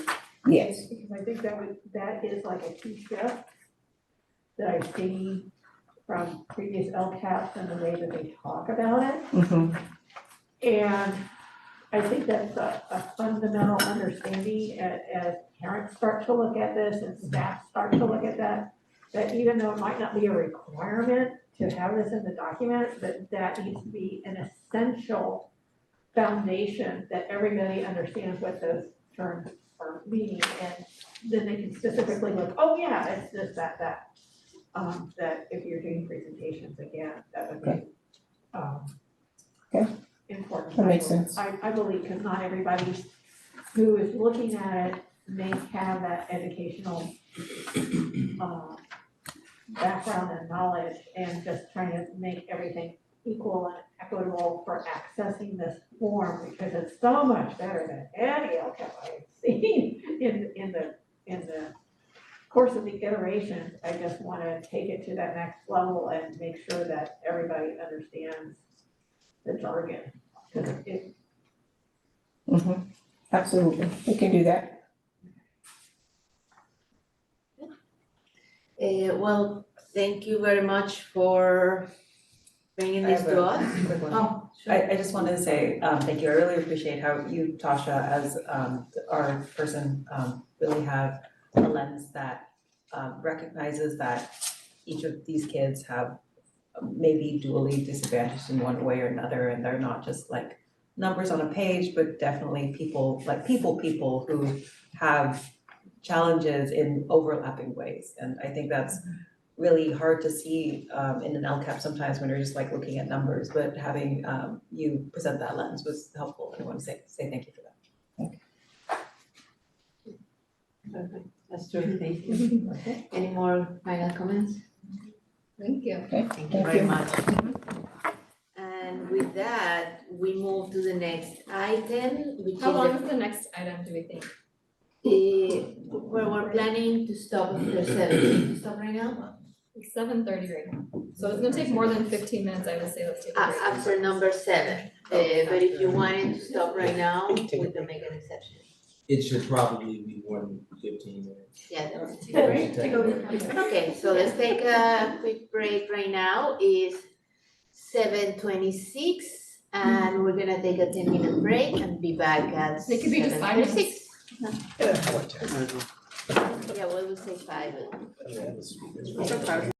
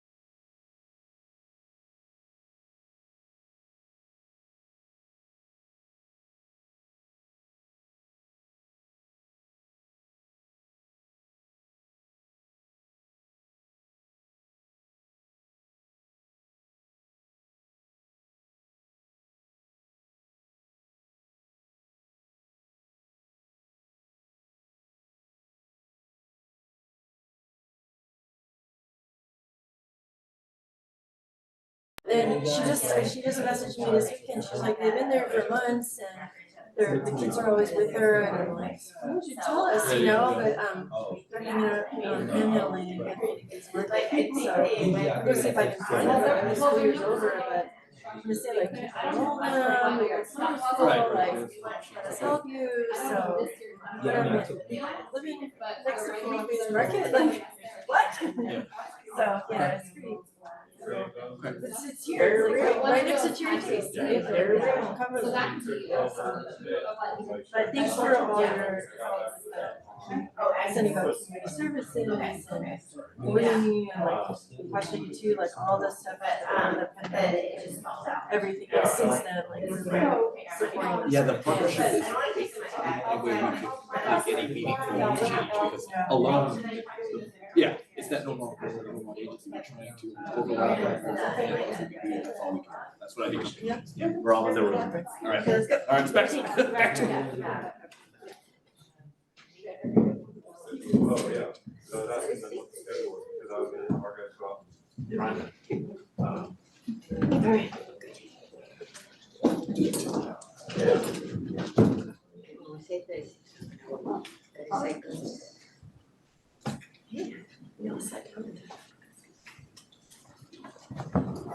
Okay. It is right now 7:36 o'clock. Perfect. Timing, so we're gonna start with our next item in the agenda, which is a public hearing on the 2024-2025 proposed adoption budget. And please, for that, we have our new CBO. Go ahead, welcome and. Good evening. So good evening, board, staff, community members. I'm Arthur Cuffey, the Chief Business Officer here at Sunnyvale. It's my pleasure to present to you the proposed 24-25 adopted budget. But before I do so, I wanted to take a second to acknowledge a special someone that helped pave the way for me. So I wanted to acknowledge my predecessor, Lori Van Gogh. Lori's been amazing in supporting me in this transition, so which she did not have to. So I just want to take a second to acknowledge all of the hours and the hard work that she puts in.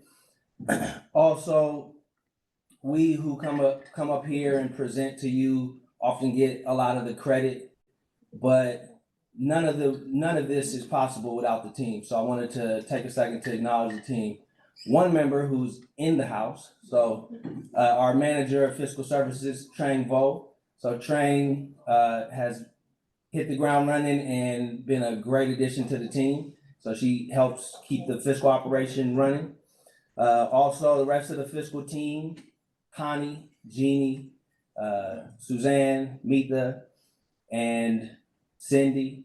So just a special shout out to the fiscal team. All right. So before I start, I did want to front load you all that my style might be a bit different than you're used to. So I was here at the last budget update, the second interim update. So I heard your feedback and I tried to incorporate certain things into my presentation accordingly. But with that said, I am open to feedback. I'm flexible, I can pivot. It's my job to give you accurate information so that you can be well informed in your decision making and really understand the financial picture of the district. All right, so with that, you guys ready to talk some budget?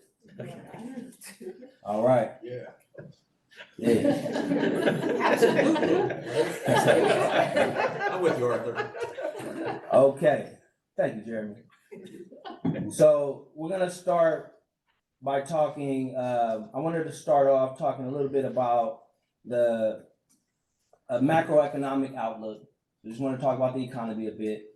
After that, we'll dive into the state, the proposed budget from the governor. We'll talk a bit about the state economy.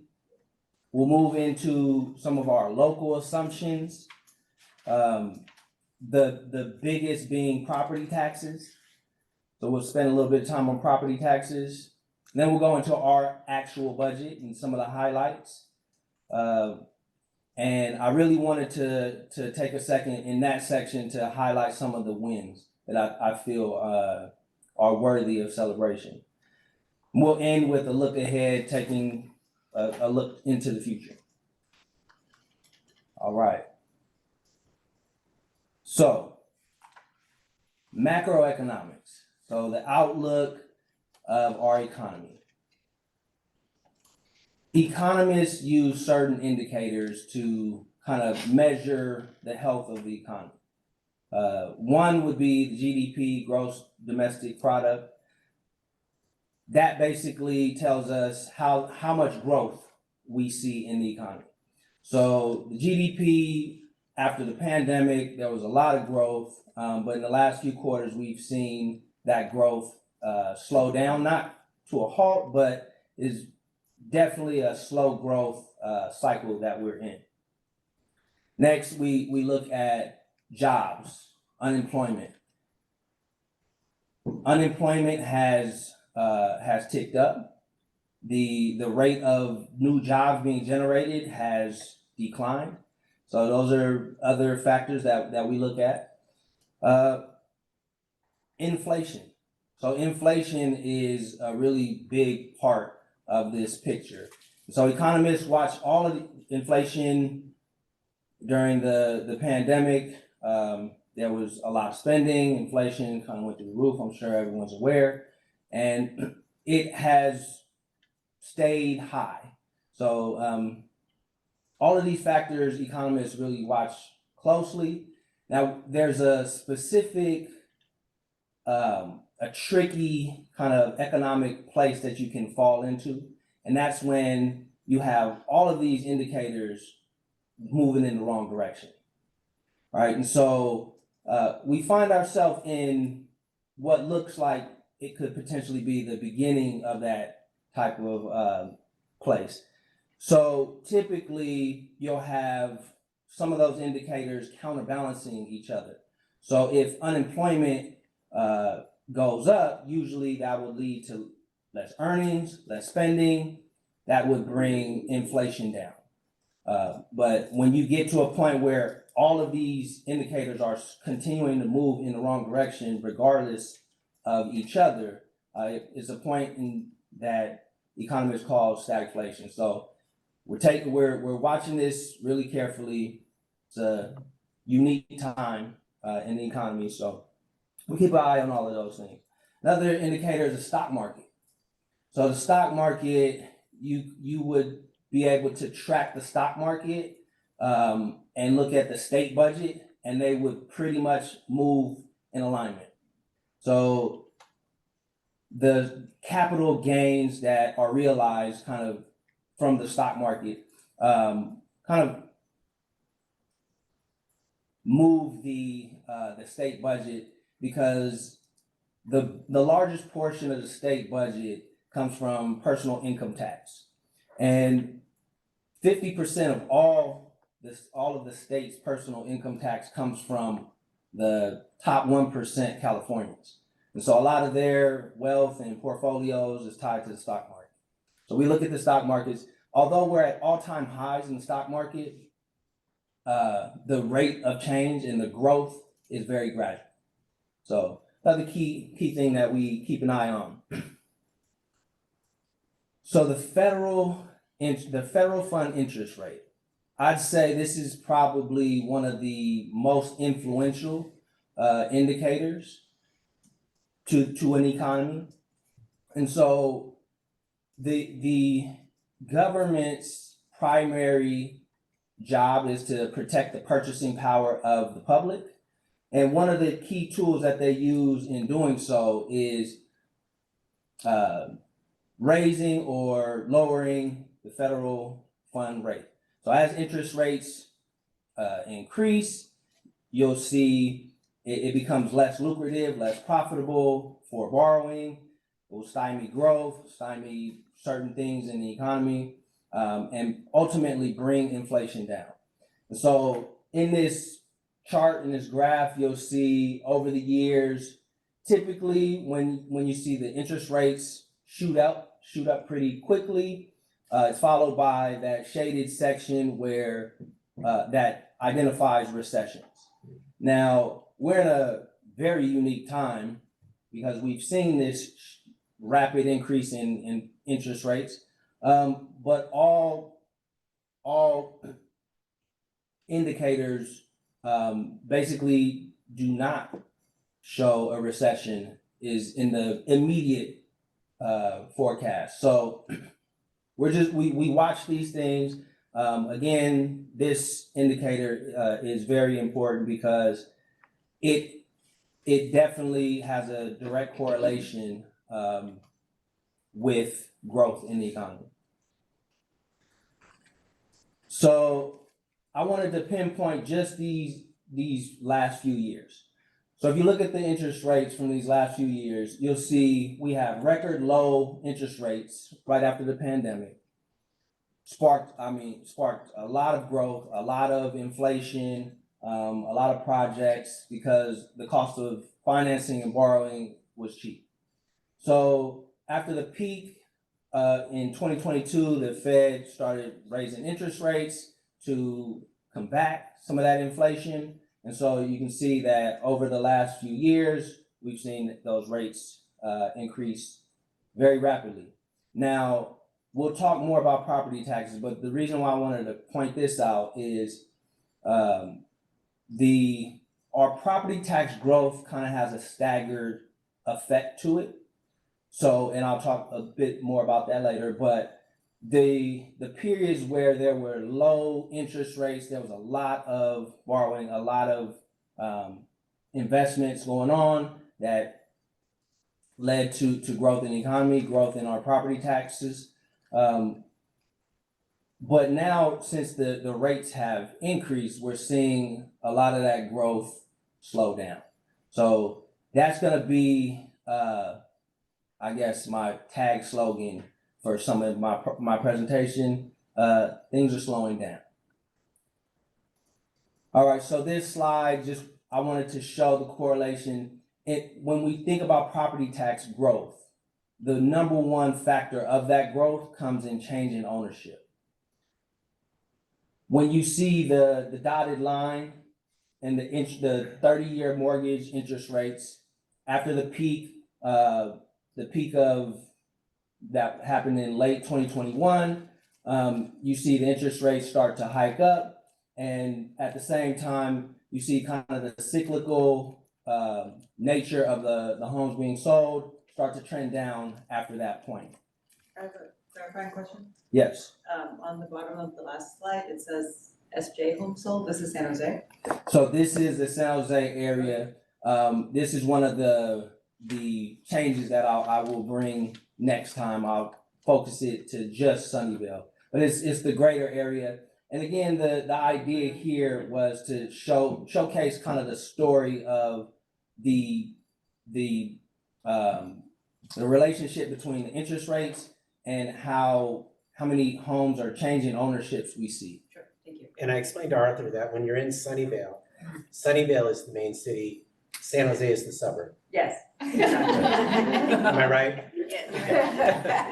Well, yes, absolutely. I will say I was. Like that guy. I learned that. Oh, the mayor? So I was actually surprised to dive into all of the numbers for Sunnyvale, and Sunnyvale has the second largest assessed valuation in the county. And so I did not know that prior to a few weeks ago. So yeah, moving along. So we'll jump into a little bit more about the state economy and the state budget. And before I get too far into that, I wanted to preface this conversation with, well, how does the state budget and the state economy actually impact us? Now, since we're community funded and the bulk of our funding does not come from the state, there are limits to how much we're impacted from what's going on at the state level. However, there are certain categorical programs like special education, our mandated block grant, and others that follow the cost of living adjustment or the COLA that the governor enacts in his budget. And so although it's not our main source of funding is not going to be impacted at a high rate, other things can. And there's some risk to if the state's budget has an issue and they need to cut some programs, there can be certain programs that they cut that we would foresee it being too disruptive to our students to not fund ourselves. So there's always that factor. If the state starts cutting programs, it can have an impact on our budget. So we definitely pay attention to what's going on at the state level. So a year ago, the big story was you had wildly different revenue projections coming from one side was the governor's team at the Department of Finance, DOF. The other side was the legislative analyst office, and their revenue projections were not jiving. So that was the big story. And if you remember back to last year, you'll probably remember there was the big tax deadline deferral. So taxes usually due in April, got pushed out to October. So when the governor was adopting the budget, he actually didn't have much data to go off of. The LAO said, you know what, we think your projections are too high. We think it's very risky. He said, okay, thank you for your for your information, but we're gonna stick with what we got. And in retrospect, he probably should have listened. Came in, the estimates came in about $26 billion over the actuals. So there's a bit of a gap. So that's the story this year. A bit of a gap that the governor has to make up.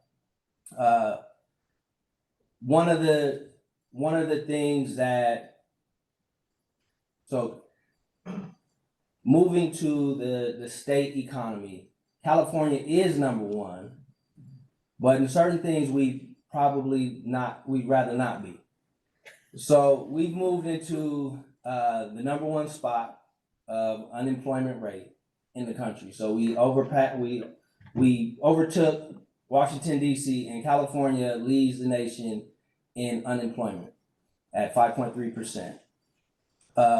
So there's some risks, which I'll talk about in a second, in the state's budget. There's some ripples in the economy, but ultimately the news from the proposed budget that we got from the governor in May isn't that bad. I'd say if there's any good news, the revenue projections seem more realistic.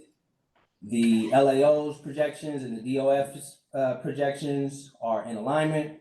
So there's a lot less risk in their revenue projections. However, there's other risks that need to be considered. Ultimately, the results of the budget, modest, just over 1% COLA or cost of living adjustment. The governor is pulling from the rainy day fund and the reserves to offset some of the deficit from last year. I won't go into the details of the legal battle happening at the state, but it has been challenged that the maneuver that the governor has proposed is unlawful and is to the detriment of education. So we'll see how all of that shakes out in the coming months. Ultimately, I was most worried about universal meals. I thought universal meals might be on the chopping block, and that would definitely impact our district. But I'm happy to present the governor has continued the investments in universal meals, and so that's a great win for us. So moving into the big three taxes. So there's three major taxes that fund all of what California does in their budget. Biggest, again, is the personal income tax. 50% of that comes from 1% of Californians. The governor has projections of the personal income tax and the corporate or corporation taxes both kind of slowing. So realistic projections there. So we'll move forward to risks to the state budget. So there are definitely risks. Again, the revenue projections are not super optimistic, seem realistic. However, there's other things that we need to factor in. So inflation typically, if it stays at an elevated rate, can spark recession. So that's something that is a risk to the state budget. Also, the unemployment rate. Again, we're leading the nation in unemployment. When I think over the last few years, what helped us was the generation of new jobs, and we've seen that slow down. Slow growth, we talked about that. The high interest rates, and lastly, there's kind of worldwide issues that we have to kind of keep in mind. There's the risks in Ukraine, the issues in Ukraine, Taiwan, the Middle East, all can impact the economy. Supply chains can be interrupted. Oil supplies could also be interrupted. So these are all risks to the state budget.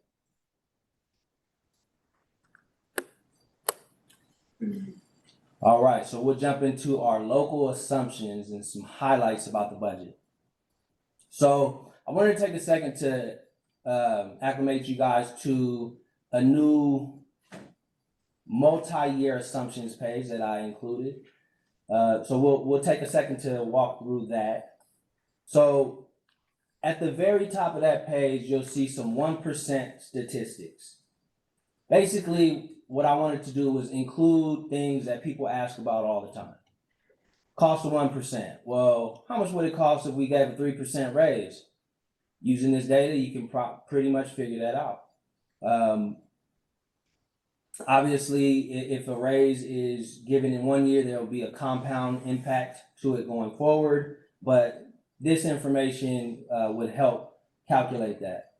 Also, the 1% of the general fund expenditures. So that could be very useful if you're trying to calculate our state required reserve minimum of 3%. So you take that and multiply it by 3, or our local minimum reserve of 20%. So these statistics can come in very handy. Next section would be our revenue or property tax. So the first item is property tax per student. I think it's pretty straightforward. The next one is the minimum state aid per student. So what the minimum state aid is, it goes back to the inception of the LCFF. Governor basically said all of the categorical program entitlements from the year prior, we're gonna kind of freeze and bring forward. So that's things like class size reduction, transportation, what else did we have? The GATE program, gifted and talented education, school and library improvement, all these categoricals from way back when kind of got kept in this minimum state aid. So theoretically, that money, which equates to 2.9 million, which is also in that section for us, that money will continue to be funded into perpetuity in theory.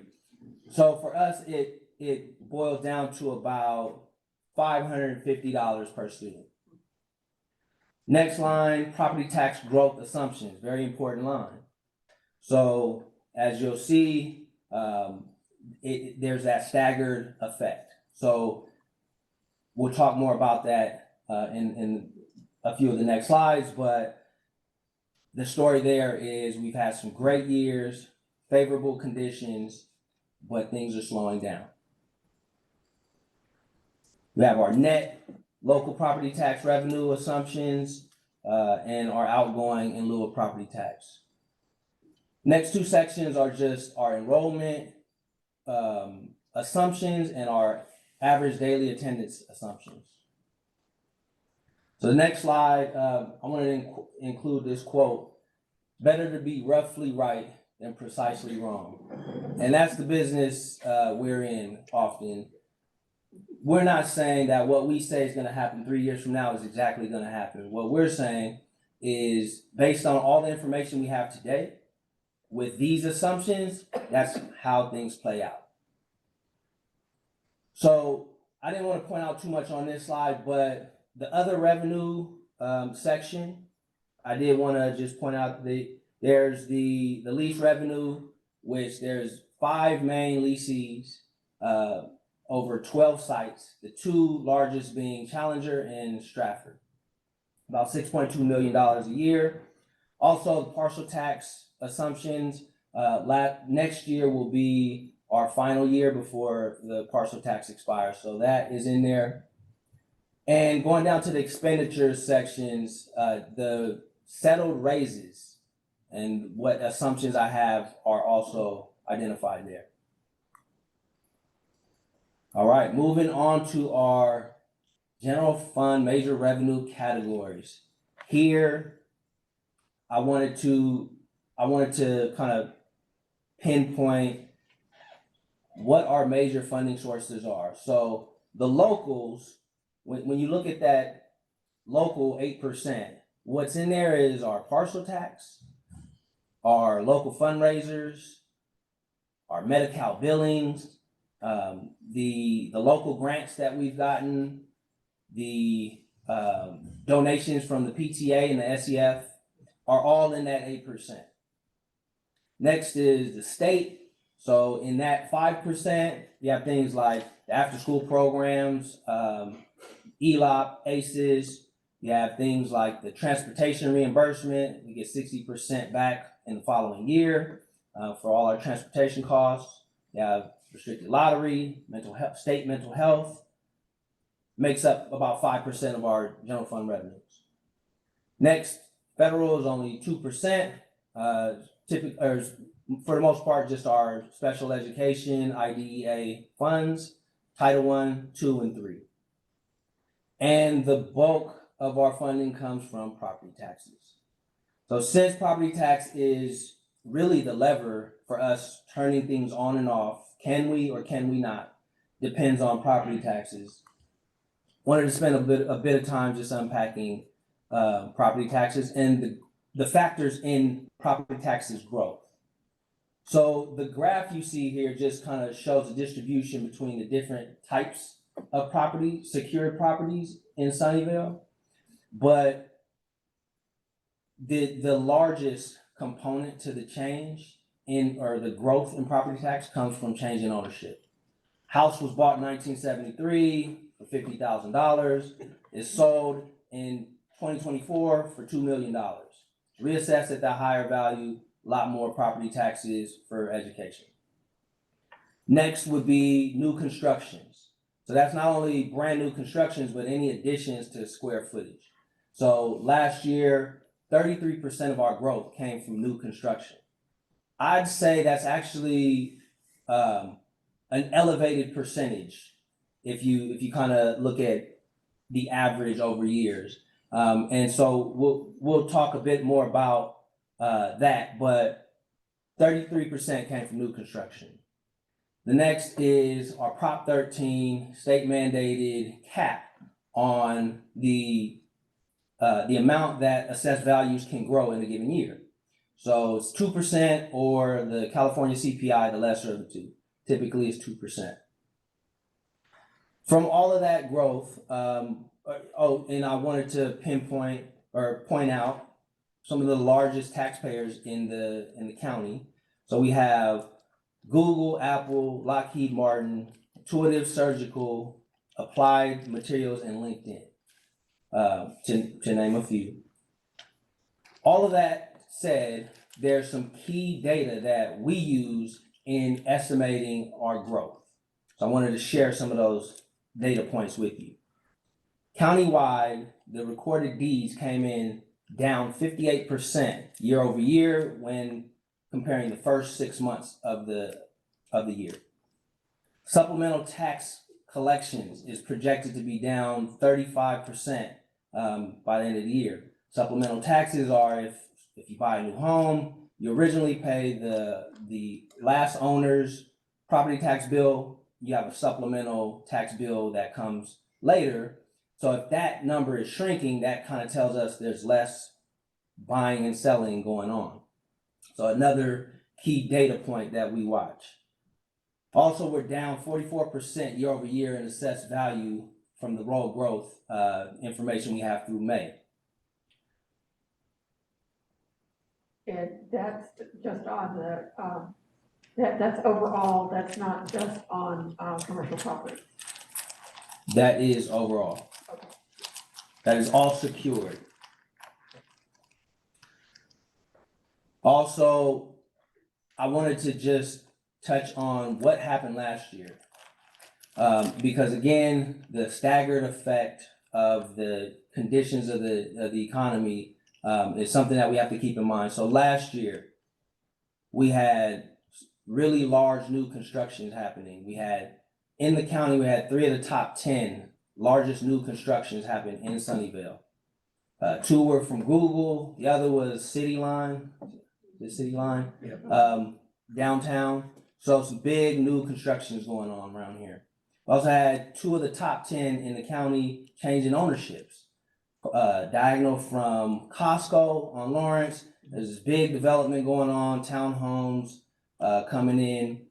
Also on Bernardo, there's a big development happening over there. So the reason why I bring that up is because the conditions allowed for things like that to happen. We can't assume, we wouldn't want to assume that that would continue to happen at the same rate going forward. And the last key data piece that we actually own, we don't have to go anywhere to get, is developer fees. So any developer in our taxable area, before you get a permit from the city, you have to come through the school district and pay your impact fees. Now, we can look at the data through May, year over year, to assess, okay, well, what are the changes that we're seeing? And then again, there's that staggered impact. So what we see this year, we would project next year, the impact would hit. So we are down through May, 57% year over year in developer fees. All key data points that help us forecast. So, spoiler. So the key takeaways from property tax, we had some really favorable conditions that led to a lot of growth. Those conditions have changed and things are slowing down. Clarifying question, so Yes. office buildings, those are the Googles and et cetera? Yes. Wow. I didn't expect that to be so low, okay. But it all together, the other Yeah. stuff is So like 60%. industrial manufacturing. Right, like even so, that's like, yeah. This is just the secured properties in the city. Sure. All right. Moving on to our funding. What I did not remember to put on the slide was this is funding per student. So as a community funded district, I wanted to just show how our funding per student has progressed. Not only have we seen a lot of growth in property taxes, which we appreciate, but at the same time, we've seen declining enrollment. And in our system, that actually equates to more funding per student left in our system. So over the last 10 years, over the last 5 years, we've seen 16% decline in enrollment. Over the last 10 years, 21%. And so again, as property taxes continue to grow, our student enrollment declines, we'll see this growth.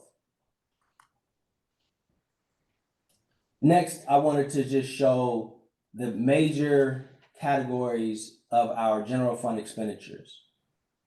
So I'll start with services. So services include things like service agreements for play work, starting arts, and our after-school programs. Also has utilities in there, has our software licenses, special education services, all wrapped into that 16%.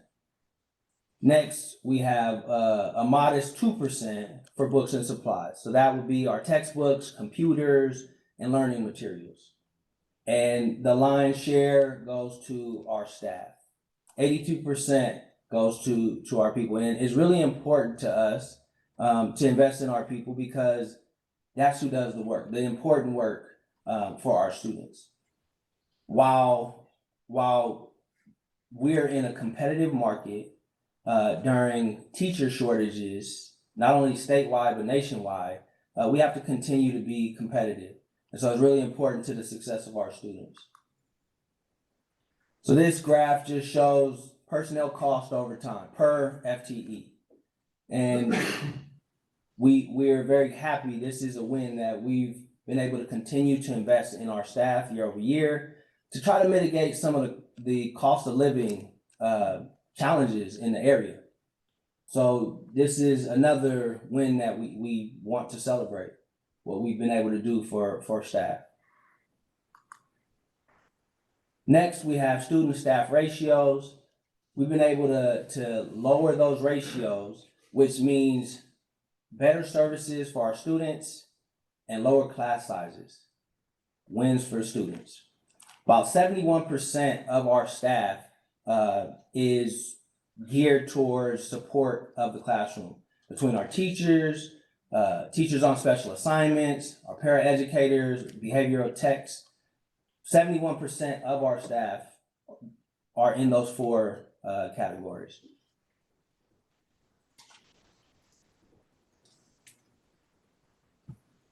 Let's see. All right, we're getting towards the end. So just wanted to go through a few of our major budget highlights.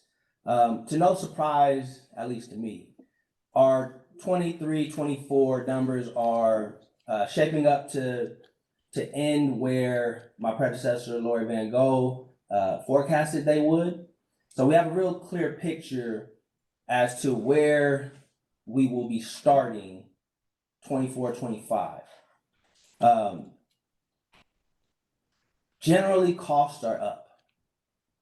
The insurance premiums are up. There's more liability to districts, new laws being passed that increase liability to districts. So costs are up all around. One thing I did want to point out is our special education program costs have been growing at a pretty rapid rate.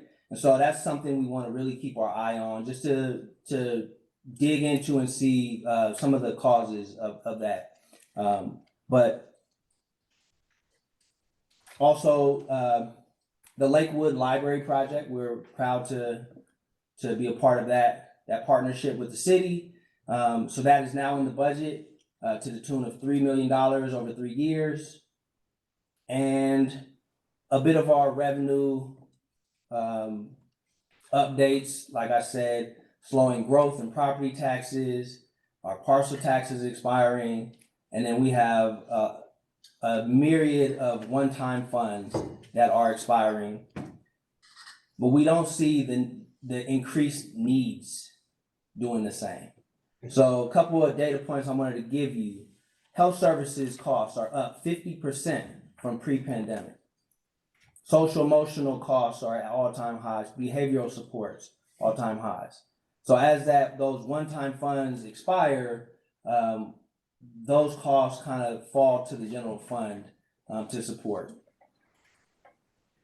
Now, if you were yawning and glossed over all the stuff I said up to now, don't worry. This is the time to start paying attention. I wanted to take you could have. Sorry, Michelle. I should have front loaded you with that. This is the good part. I was paying attention, but I need to go to the bathroom. Okay. Do we pause? No. Keep going. You're gonna leave on the best part. All right, I'm gonna go slow for you. So, I'm kidding.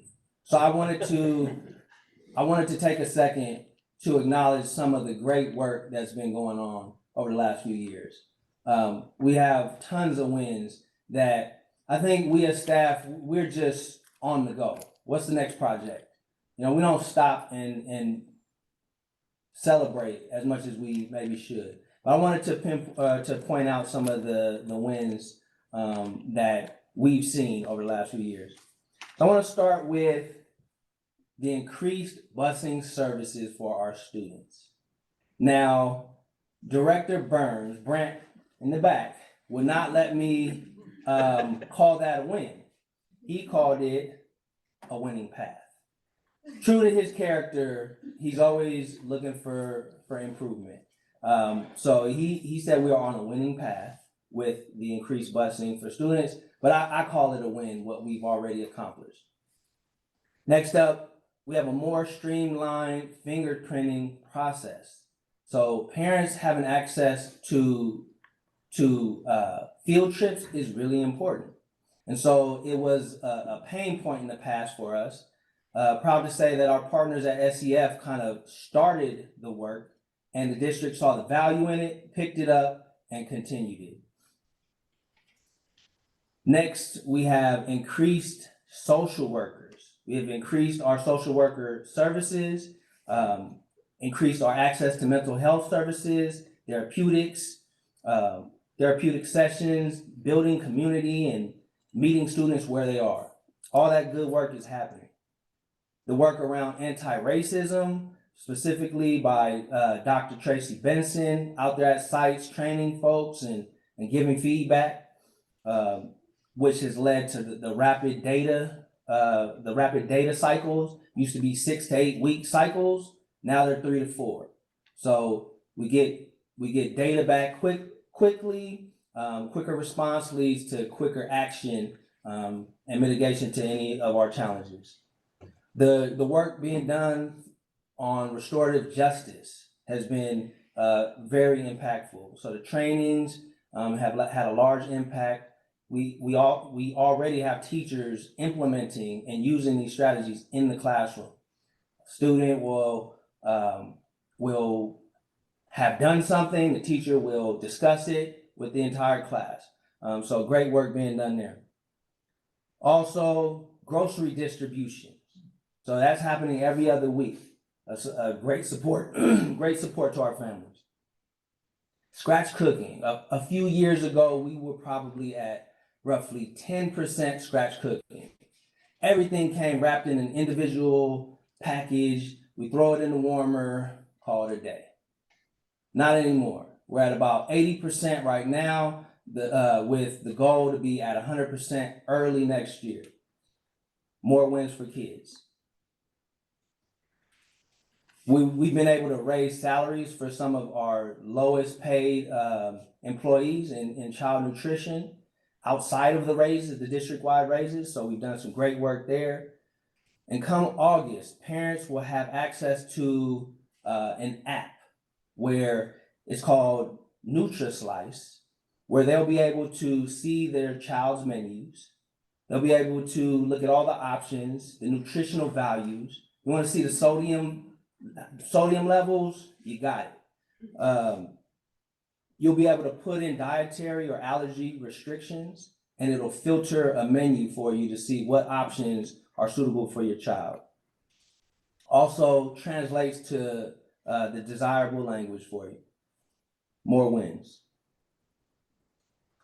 Taste testing for students. We started that. Students love it. They have a voice in what they eat. They also are starting to give us feedback in their satisfaction with our surveys. Also wanted to talk a little bit about all the great work happening that has happened in the Ellis construction project. So a couple years back, we had leaky roofs. The wind was blowing roofing off of the roof from heavy winds. It was crazy. I wasn't here, but so I've heard. Single pane windows, which are energy inefficient. HVAC was failing, terrible pickup and drop off system, and we basically redone everything other than the fields. So we're in the final stages of that project. By Saturday, all the portables will be gone. Got a brand new library, brand new kitchen, new solar on top of the multi-use building. Once that's live, we'll be at net zero energy. So we'll be bringing in as much energy as we're using. We also built some new playgrounds and with shade structures, and beautify the playgrounds so that it's a more joyous experience for our kids. Next, we did some re-roofing at Vargas, Fairwood, San Miguel, so no more leaks. We also took that opportunity while we were up there to install new HVACs, so a more reliable heating and cooling system. Passage of Measure C, $214 million to support our facility needs, and 2 new EV buses at virtually no cost due to clean energy grants by none other than Director Burns himself back there, our humble servant. He's awesome. So again, I just wanted to highlight some of this. Can you talk about him a little more so we can. Yes. He's Sorry, Grant. So I just wanted to highlight some of the incredible work being done out there. I think it really does warrant celebration. All right. Can't see the whole thing, but it says looking ahead. That's our translator in the corner. All right. So take a quick look ahead. We celebrate the wins, but we want to have a realistic view of what is to come. So with the slowing revenue growth, increasing costs, we're actually projecting some deficit spending in the future years. Now, again, I think the work that has been done before me was awesome. We're sitting on a great financial position with reserves, and it gives us time to have conversations and really take a look at our spending. So when you look at this slide, it does show that if the things we've assumed continue as the assumptions state, that we will be deficit spending. Now, something I wanted to point out was we assume that all the positions currently funded by one-time funding will continue, but just be supported by the general fund. Now, that may or may not happen. There's still discussions that we'll have to have. We have a little bit of time to have those discussions, but this is assuming that all of that falls to the general fund. Also, it's a great time for us to just reassess all things that we do because we have a new strategic plan, and we should be looking through that lens, right? I think it's a great opportunity for us to get in there, prioritize, align with the strategic plan, and see what opportunities we have to tighten up or be more efficient. Also, in accordance with Ed Code 42-127, I wanted to point out that on pages in the budget book, if you have the electronic copy, on pages 18 and 49, you'll see the list of the components of our ending fund balance, which is a requirement that we kind of state our plans for the excess of the 3% minimum reserve. So you can find that on those pages. Sorry, could you give the page number again? You're on the electronic, so it's page 18 is the general fund, and fund 17 is on page 49. Thank you. And if you have the book, it's page 4. It is page 2 of Form 1 or page 1 of Form 17. All right, to our close. We wanted to celebrate again all of the great wins that we've had in the last few years. We will continue to try to set the conditions that are most favorable to the success of our students. As I said before, it's a perfect opportunity for us to analyze what we do and better align to our new strategic plan. we're keeping an eye on our spending as the economy slows down, but we are excited for the year to come. And we're always looking for opportunities to better serve our students. With that, I'll close and move to any questions or clarifications you have. Perfect.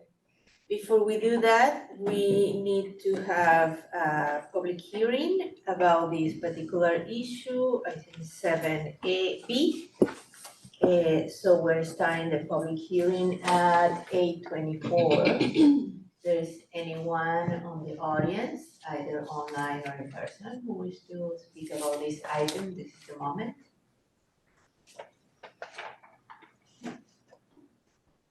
Okay. Seeing none is 8:25, so we move forward. We close our public hearing and then we move forward with our item and discussion. So first, love it, thank you very much, and I love the graphics and how everything is broken down and explained to us in the future, and also thank you for the acknowledgement of all the work we've been doing. It's like the best summary I've heard of that. Yeah. Yes. I really appreciated that. Yes, and it's, it's very important to remember where the money is come from, how it's being spent. And that everything we've been doing is costing money. And all the new wonderful things we want, everything has a tag attached to it. So one of my initial questions is that I see that this year we are $9 million under between what we're spending, $9 million more that we are getting into this particular year, and as we're going to negotiations next year, that's something to pay attention. And then Are you talking about 23, 24? I'm looking at the summary, the easy summary presentation.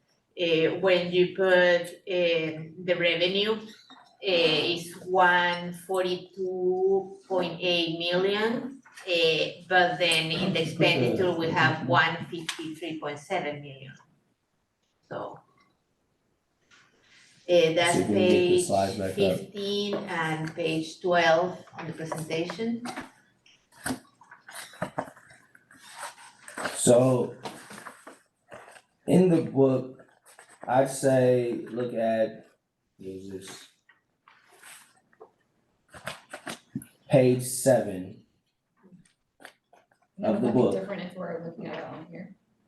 No, it would be page 7 for you on the electronic version. Of the book, yeah. Okay. And so we actually this year, so it gets tricky because I don't want to get too far in the weeds, but there are certain things that are classified as different than revenue or expenditure. So like if we are sending funds to a different fund from the general fund, it technically doesn't fall in the expenditure. It'll fall in the other outgo. So Like student nutrition, we supplement, it comes Yes. from our other, it goes into student nutrition. correct. So basically, the net change of the general fund, if you look on page 7, it's on that left side, general fund. The net increase, it was actually a net decrease of $901,000. So our beginning fund balance is the 32.29 million, and our ending fund balance is 31.39 million. So it's $900,000 deficit in the current year for the general fund.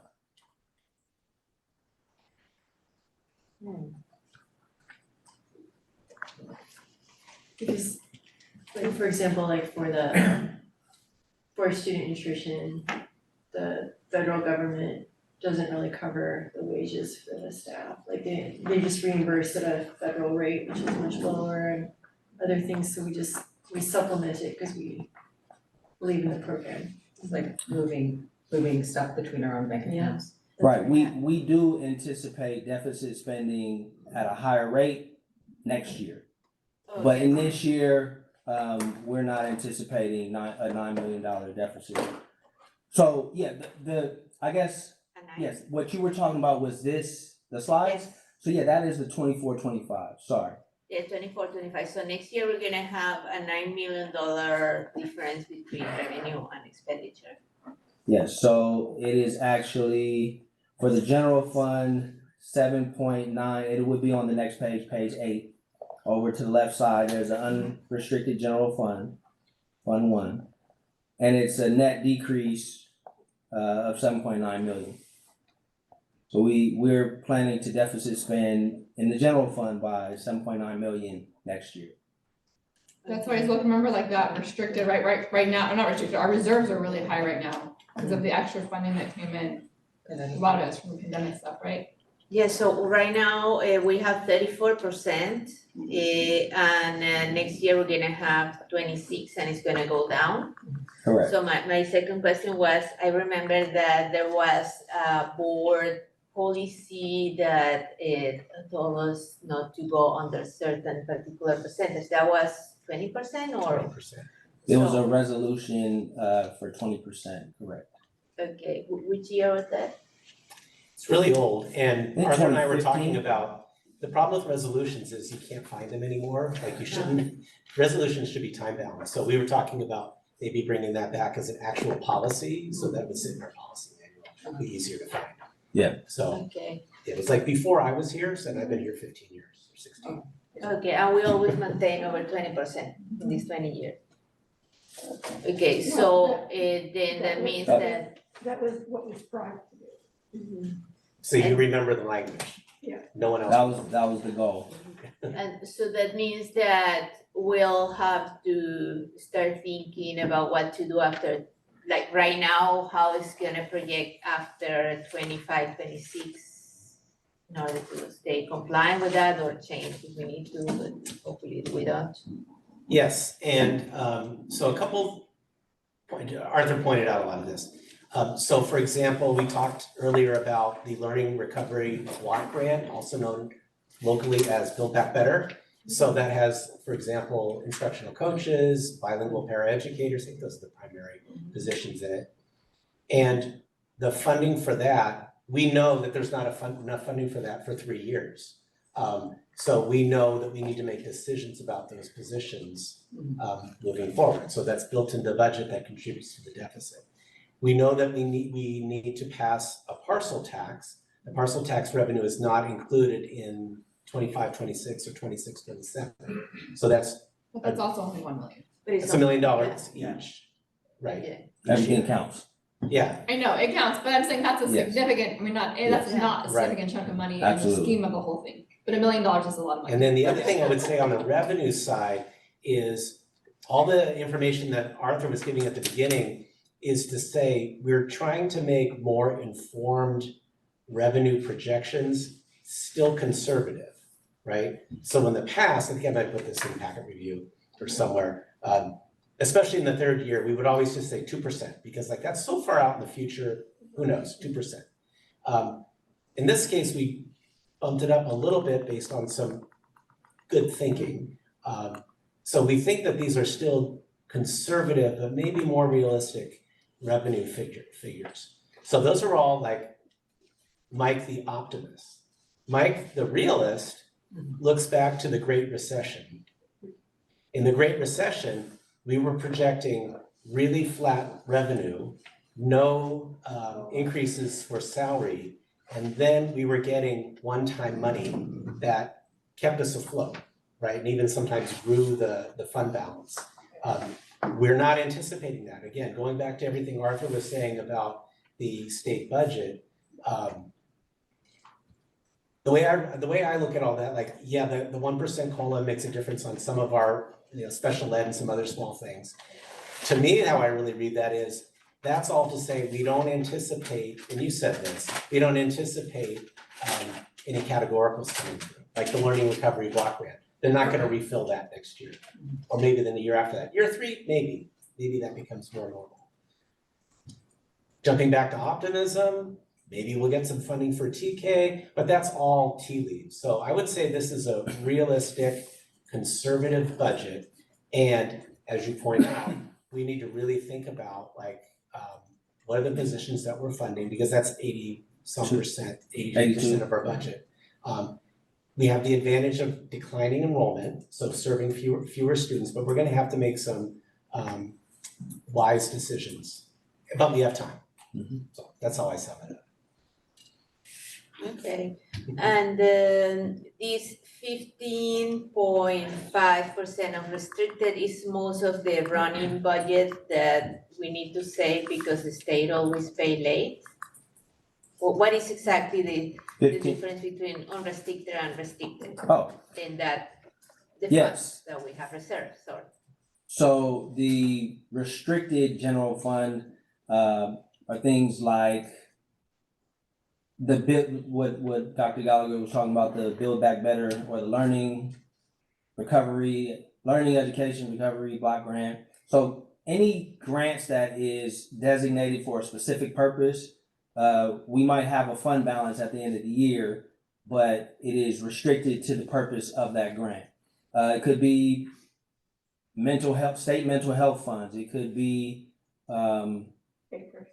state preschool. State preschool would be in Fund 12, but I mean. But it's something specific for. Exactly.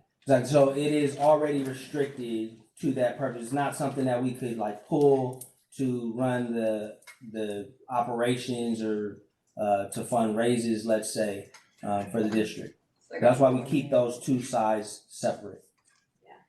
Or expand any particular program that we have, Right.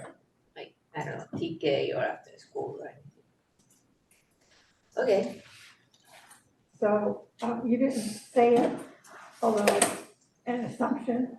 I assume that we're gonna be continuing to be a basic aid.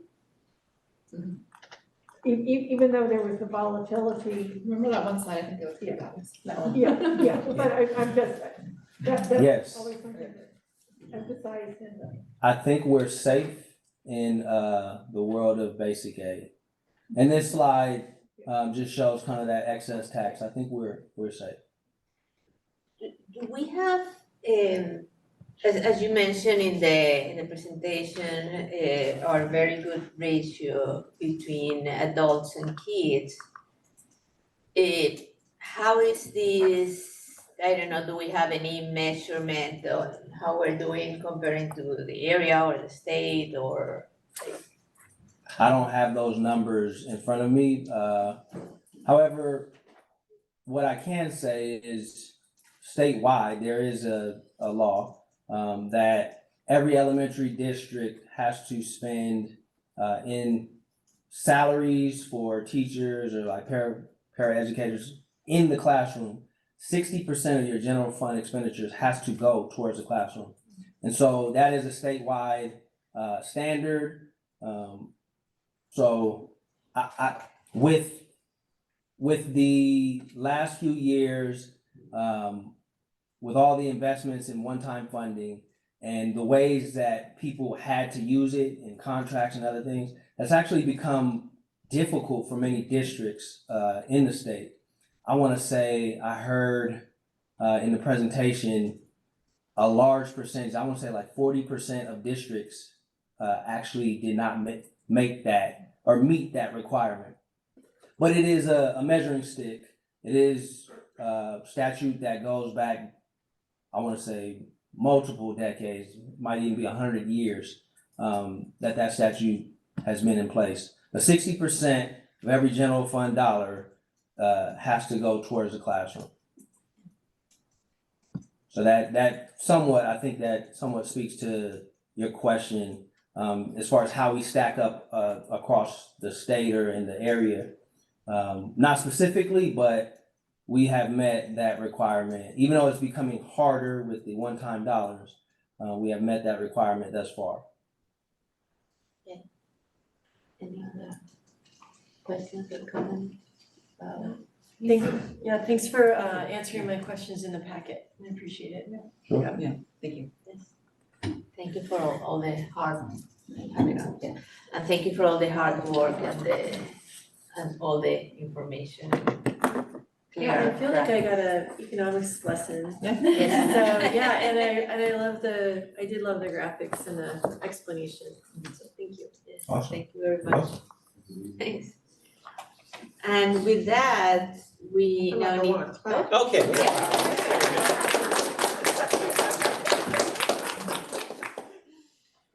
And with that, now we need to move I to figured the. we'd wait to clock till we actually approve it. Haven't approved it yet. Double sharing. Is that foreshadowing? Should we do the public hearing on it? We did. Yes, we did at the beginning. We did, isn't it? Already? Yep. Yes, there were the questions. So now we are moving to 7C, public hearing on 2024 developer fee justification study and proposed statutory level 1 developer fees. And for that, we have our facility director, Brant, coming. Thank you. Awesome. Good evening, board. This one will be very short. And I appreciate Arthur talking about a lot of this for everybody beforehand. Every 2 years, the state allocation board gets together and decides how much they're going to increase the amount a school district can levy for developer fees for new developments that are in the district. This year, the state allocation board raised it by just under 8%. What that means from us is we get to increase the developer fee rate that we charge both commercial and residential developments within our district boundaries. Currently, the rate is $4.79 per square foot for residential. That will be increased to $5.17 per square foot. Now we have a fee sharing agreement with Fremont Union. We've taken 62% of every developer fee. We have a split share with them. This is the first step of the process in order to adopt the new developer fee justification report. And ultimately 60 days from this adoption, we will be able to increase the fees charged to developers within the district. So before we go to our questions, we open the public hearing and it is 8:41. There is anyone who wishes to speak on this item? Now is the time. Okay, seeing none.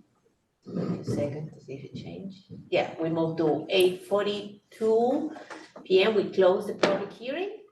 And with that, board, do we have extra comments, questions? I have a question. I'm sorry, it didn't make it in the packet. And it was because I was, I am on, okay, fantastic. Okay, this is really in the weeds.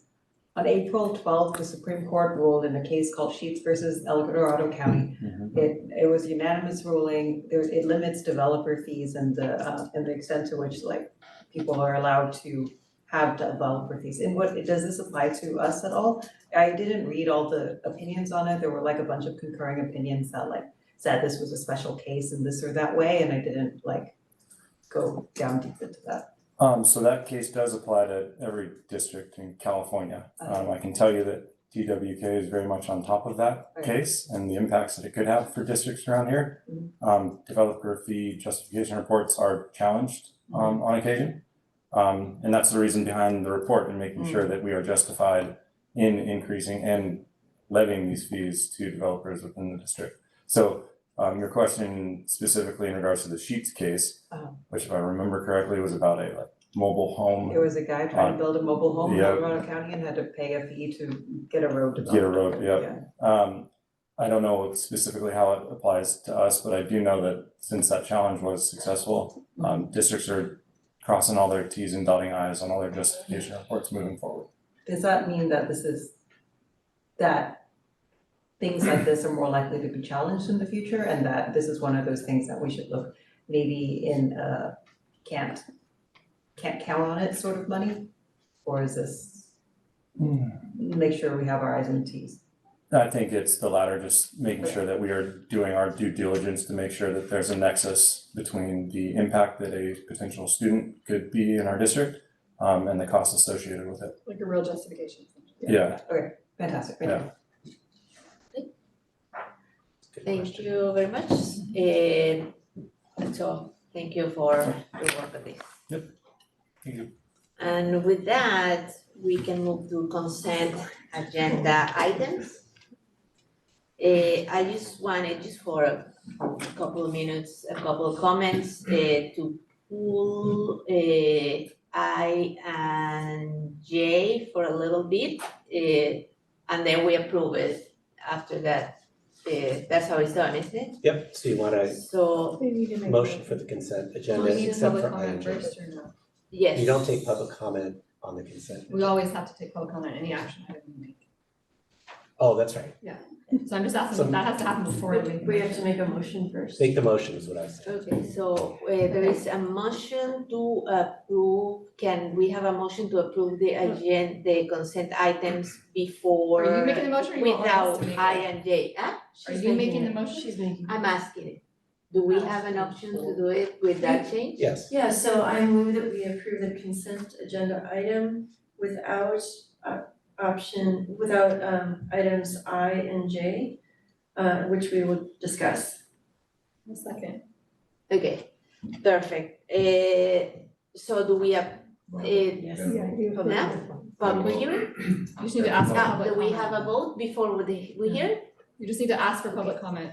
Yes, so can we, yeah, but he was saying me to vote before we hear it, but okay, so do we have any public who wish to speak on this particular item, the consent agenda? Please speak right now.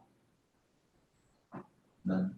Okay, seeing none, yeah, I just wanted to acknowledge. We'll now vote on the motion. Let's vote on the. Oh, okay, let's vote on the motion first. So we're voting on Everything but I and J. Everything but I and J. Please say aye. Aye. Perfect. So I just wanted to recognize a couple of things. One of them is that So which item are you taking out right now? Like one at Yes. a time. I'm gonna start with I, which is, I'm very happy that we're bringing this to the agenda.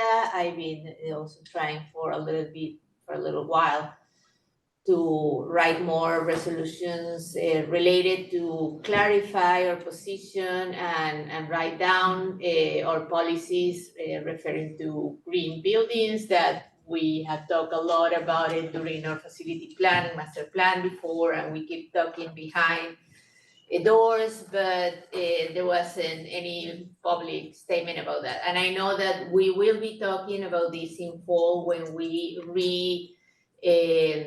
restate and we go deeper into our facilities. So I just wanted to acknowledge the chief program, which is a great program.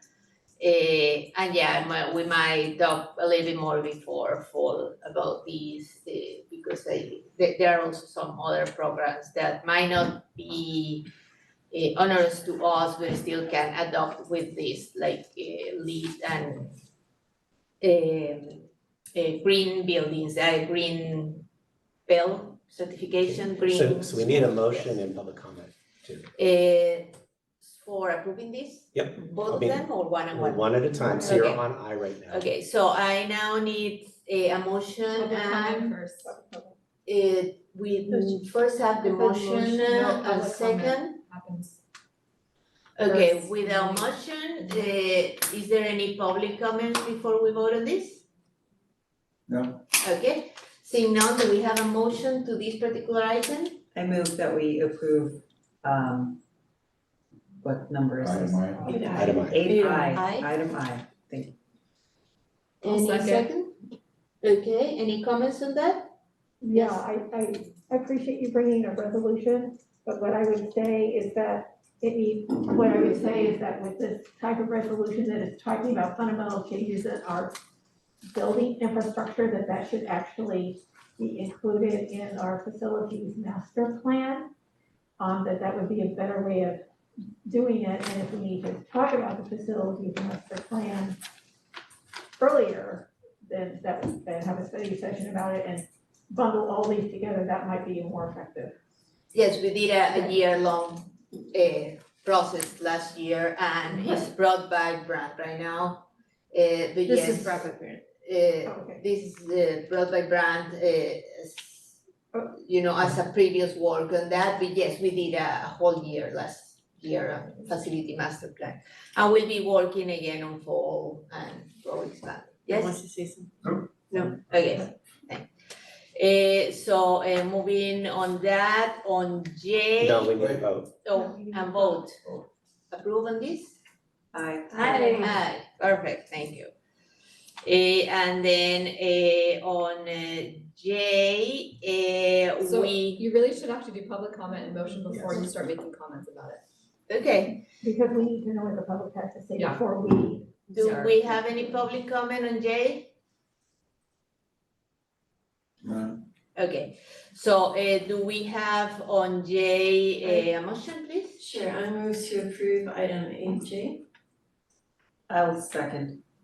Okay, so we brought this, there has been a lot of talk on Proposition 98, and we are supporting this as a board and as a district.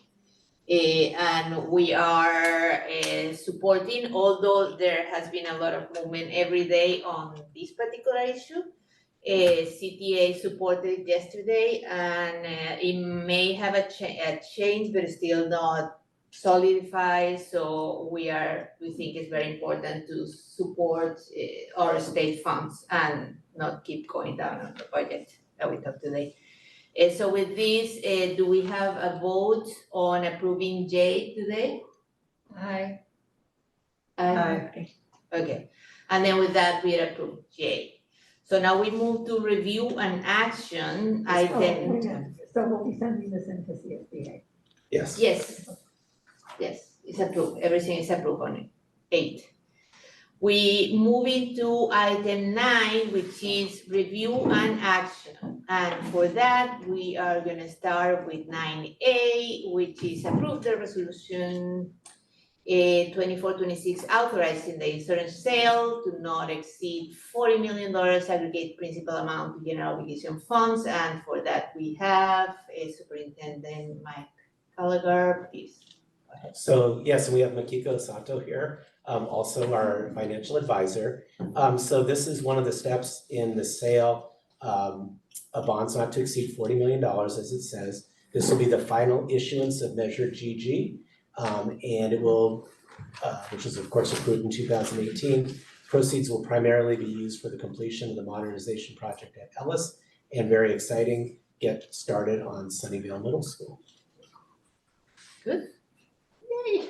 So with this, do we have, well, I suppose public comments instead of a motion before? I think, do we make a Public motion? comment first. Well, this is review and action, so Oh, action yeah, will right. be approved. So do we have any public comments before this particular item? None. None? Okay, so do we have a motion? I move approval of resolution 2426 in the matter of the Board of Education, San Luis School District issuing the, whatever, it's a long thing bond. I'll second that. A second?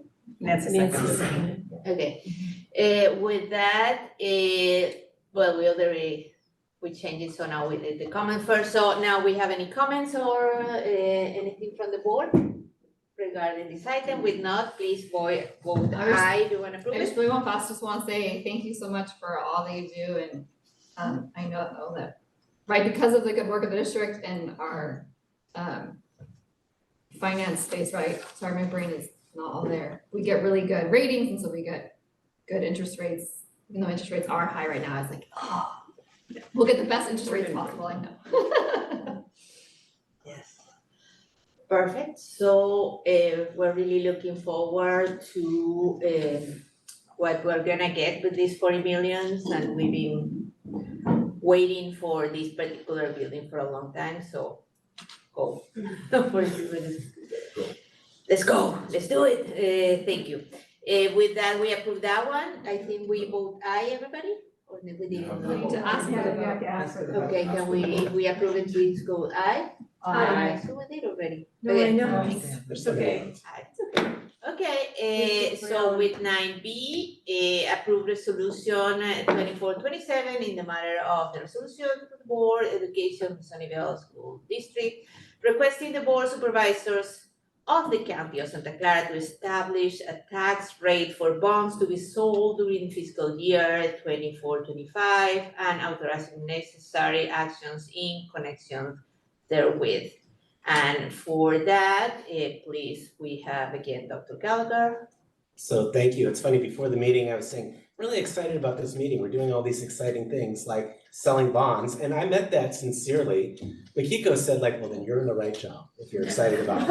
But what I meant is it's like giving us, just as you said, like we're able to do really good things for our kids and for the community. So this resolution is the request of the Board of Supervisors of the county to establish a tax rate for the bonds to be sold during the 24-25 and authorizes necessary actions in connection therewith.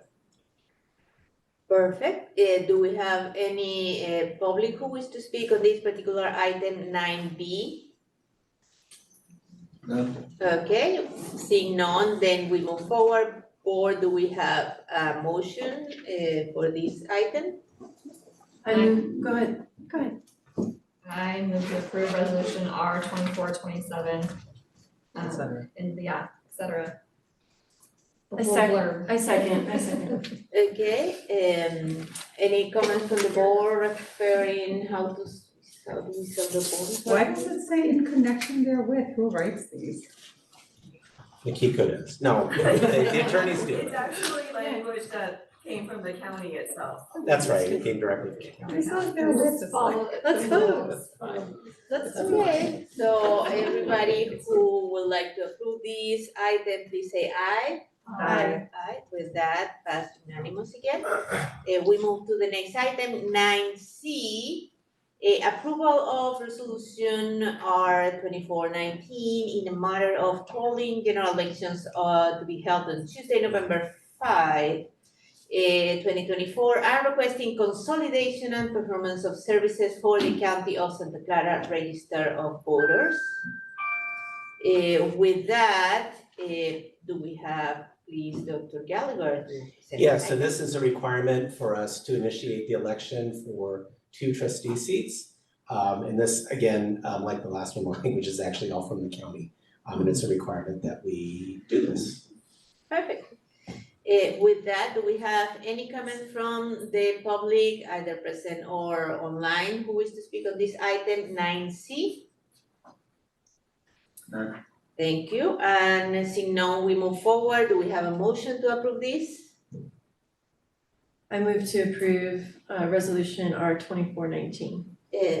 Second? I'll second. Okay, with that, if anyone wants to talk on this, yes? I have something on this one. So the last piece of this was my idea, because I did put in packet review a question on this, because when we went for when Michelle and I were up for, and Eileen, were up for the elections last time, when we approved, the ROV gave us, they said, oh, everything has gotten more expensive, and they gave us the rates for the candidate statement.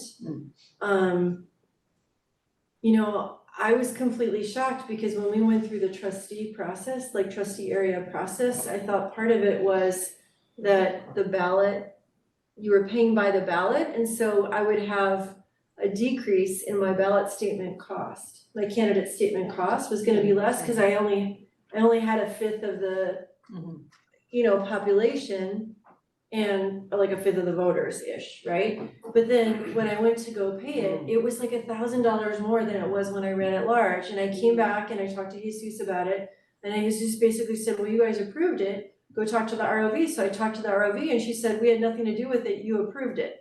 So it was kind of this catch-22, and I think my question is like, how can we, like, they're not gonna listen to me, so how can we as a district inquire so that if we're running trustee areas with the idea that they are more accessible to people, because they're a smaller area, and that's one of the advantages of doing them, that we're not just giving them the same rate we would have paid at large plus some.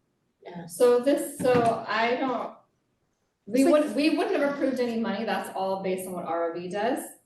And They sent us the package, that's what.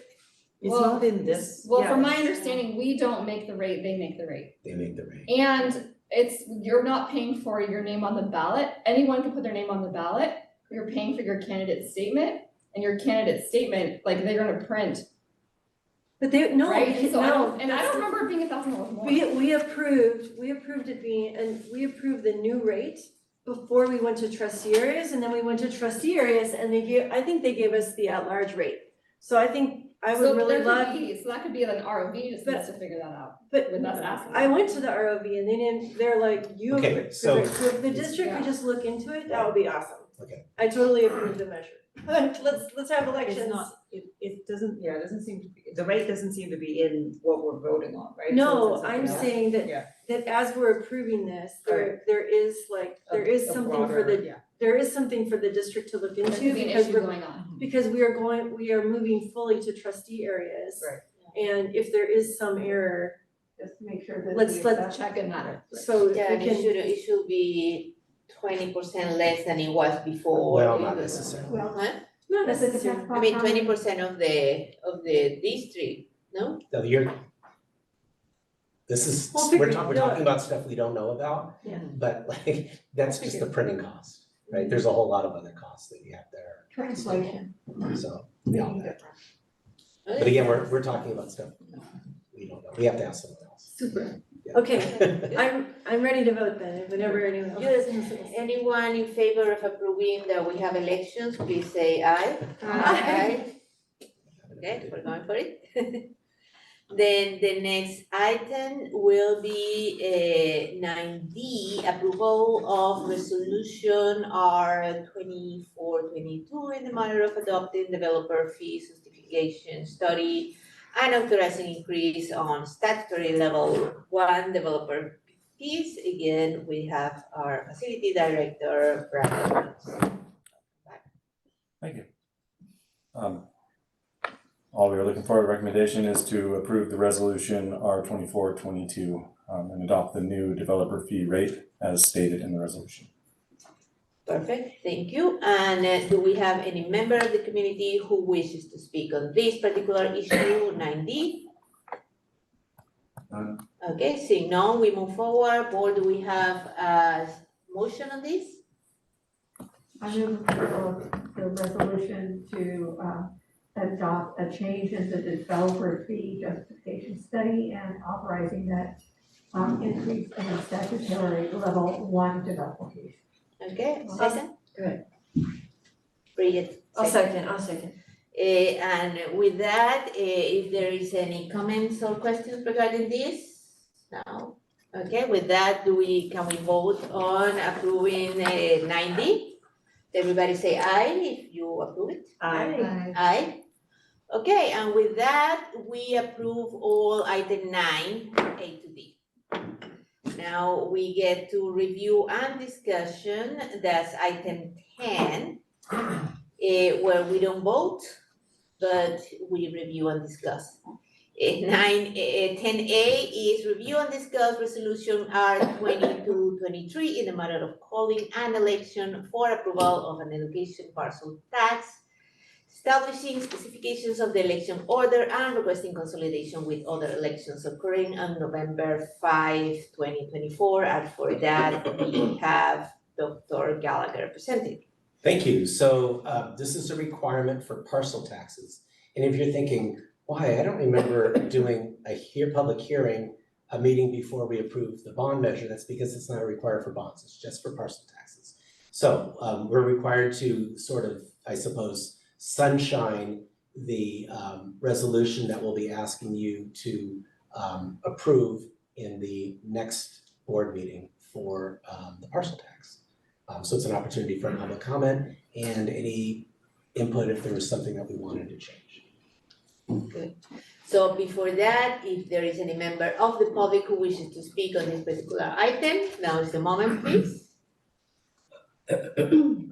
Okay, since none, we move, do we have, we don't have a motion on this? No. So do we have any comments or questions? So I wanna start saying that, well, after seeing the numbers today, this seems so necessary and good.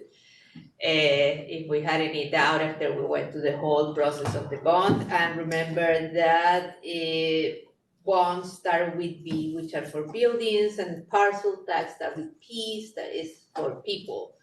So we do have about 7 people that we can hire to work with our kids, thanks to this tax that we wouldn't have otherwise.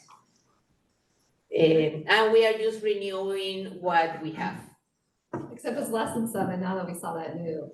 Huh? The new page about how much our employees cost, so it's actually less than 6. It's 9, Oh, okay. but tomato. Oh, picking which employees. Okay. Yeah. Yes. Average.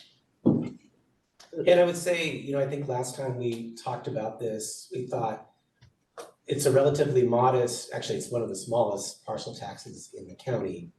Why not go for more? Again, our philosophy or our approach here is let's renew it.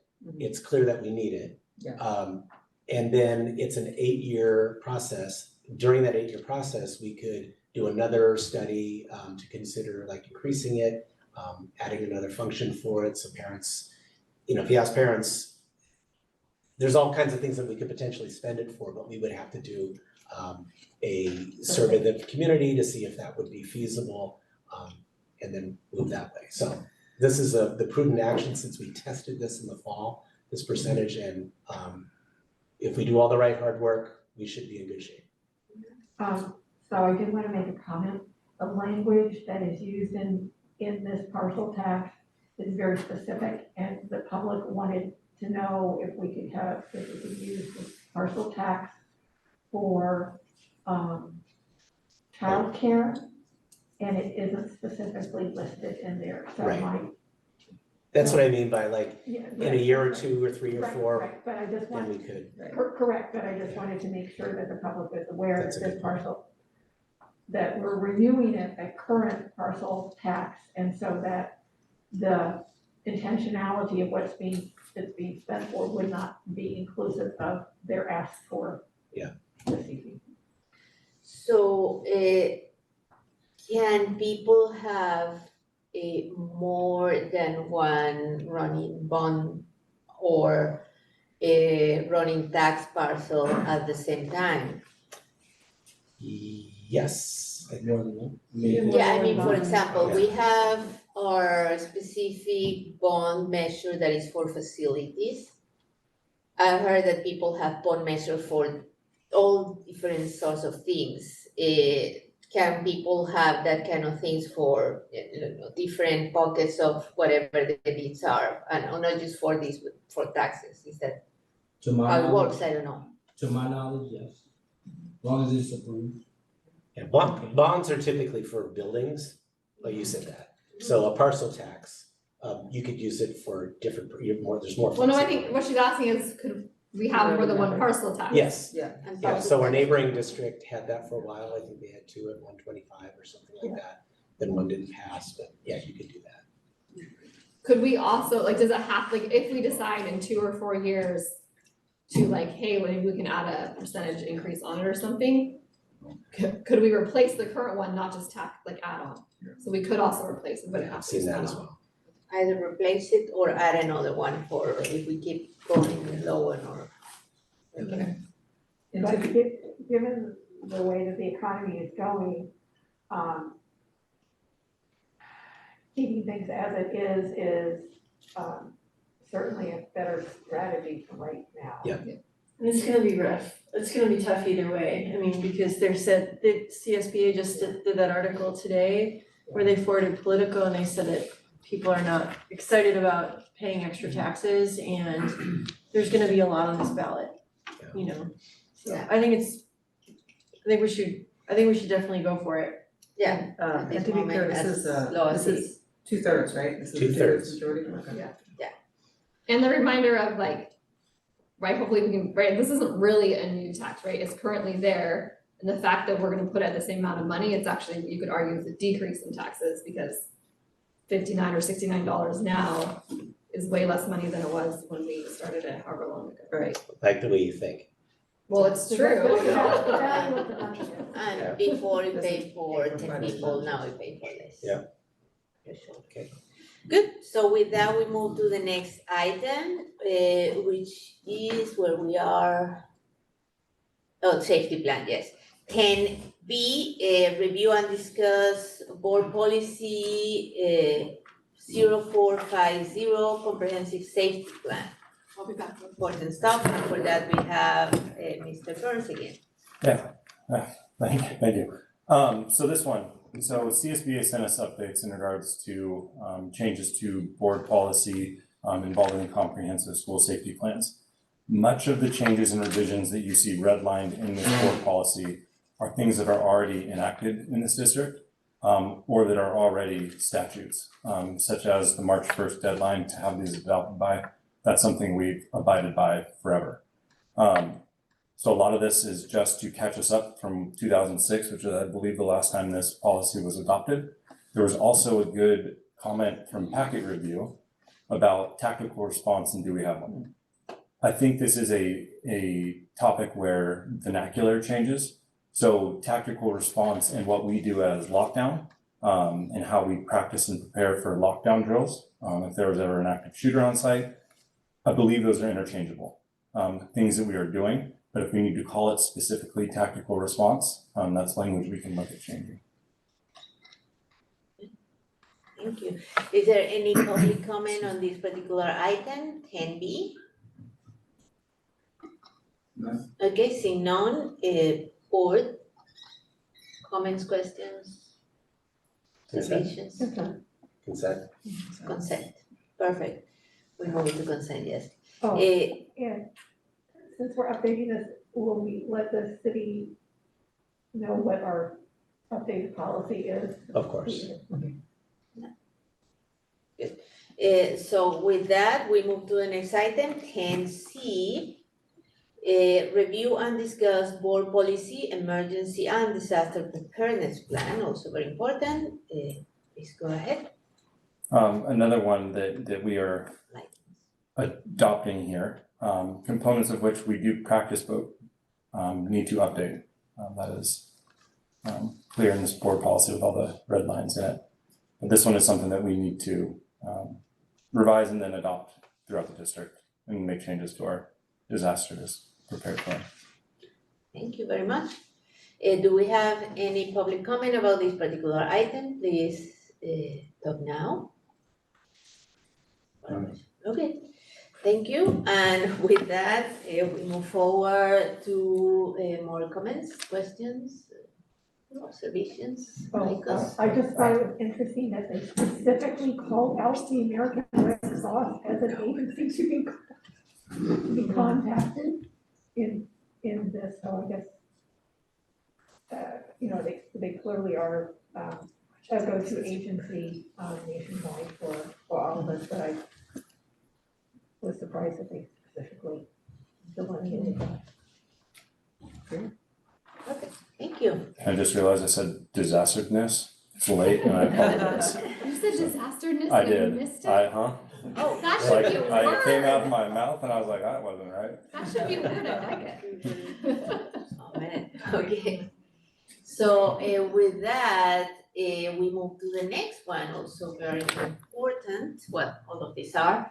Thank you. But this is not from Mr. Burns, it's from Dr. Dean. Yes, so this is an update to policy 5131.7 regarding weapons and dangerous instruments.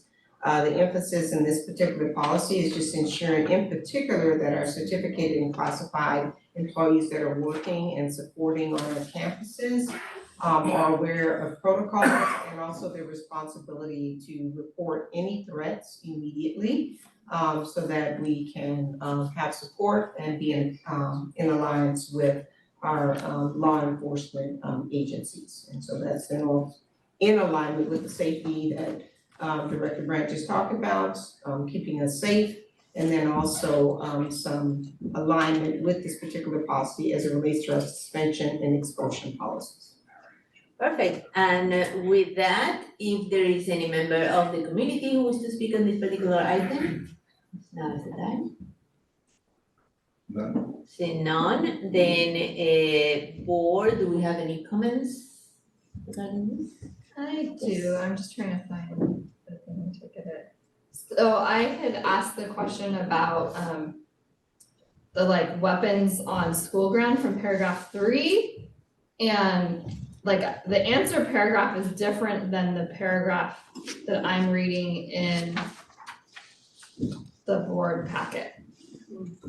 So the paragraph that I was reading in the board packet says under the power, because the paragraph that was shown with us did include all the other like school grounds, other places, but it's the one that says under the power granted to the board to protect the safety of students, staff, and others on district property and to maintain order and discipline in the schools, any school employee is authorized to confiscate any prohibited weapon, imitation firearm, or dangerous instrument from any student on school grounds, period. So I was just concerned, like, I don't want us to only be able to do it there, not all those other places that were listed. So I just want to confirm that this is not restricting, that's the only place we can confiscate it. It is not the only place. Anything, so coming and going from school, on school, field trips, and not public, but school transportation, because that is still considered school.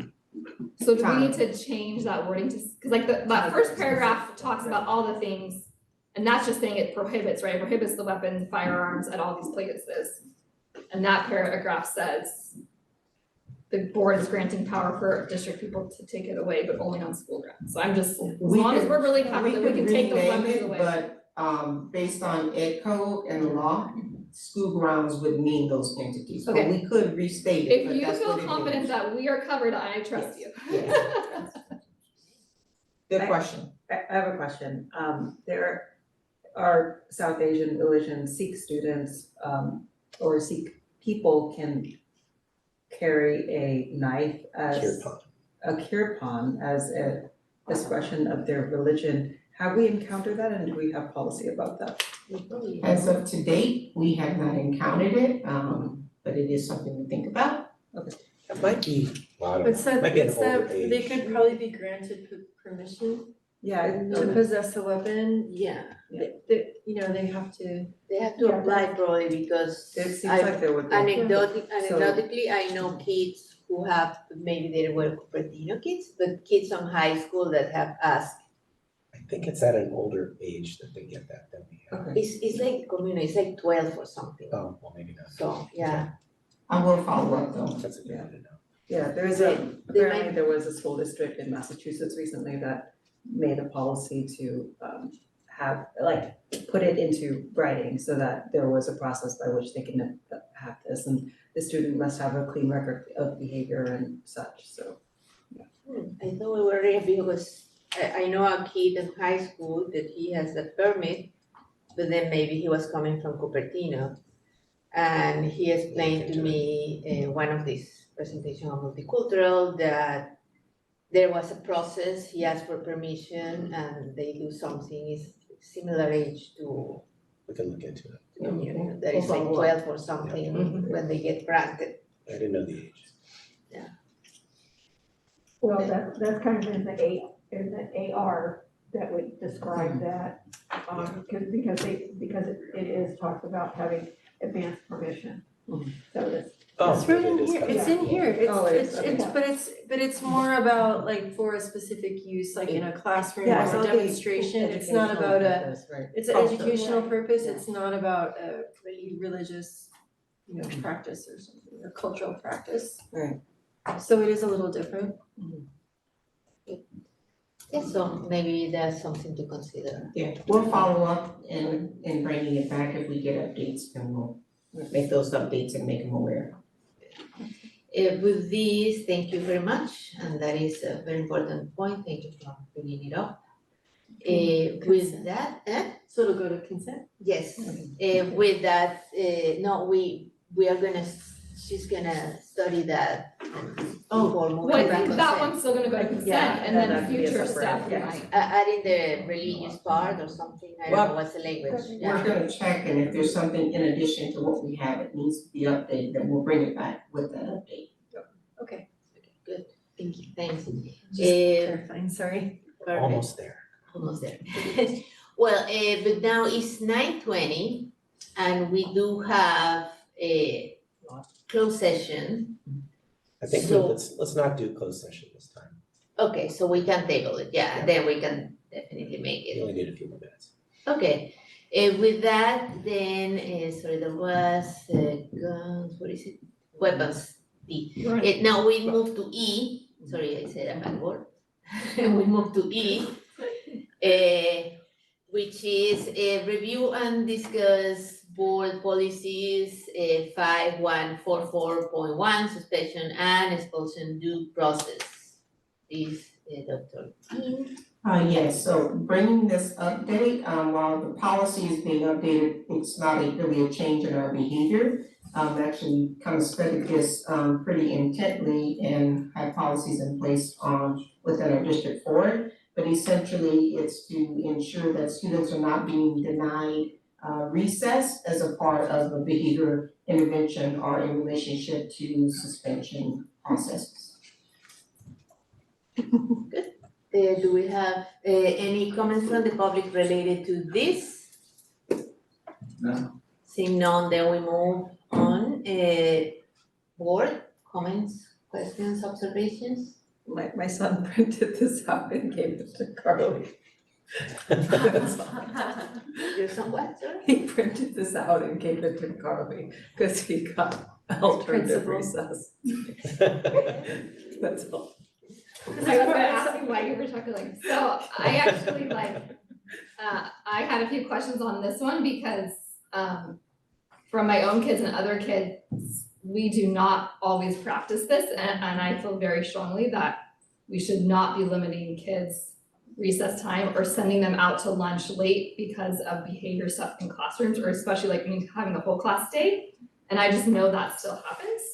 So, I just, as a parent in the district and have friends in the district, and staff, you probably are aware, but I just want you to be aware that this definitely is not something that is always practiced, and I just feel really strongly that this is something that we should be following, like the kids need to get out and have, and I appreciate this space, right, what was into, like the description, I feel like again, kind of like the other one, and I'll trust you, Tasha, if you feel like it's there, but I didn't really see like the description, I loved the description, but I didn't really see that description in the board policy, but maybe it's in the AR, and I didn't read the AR stuff.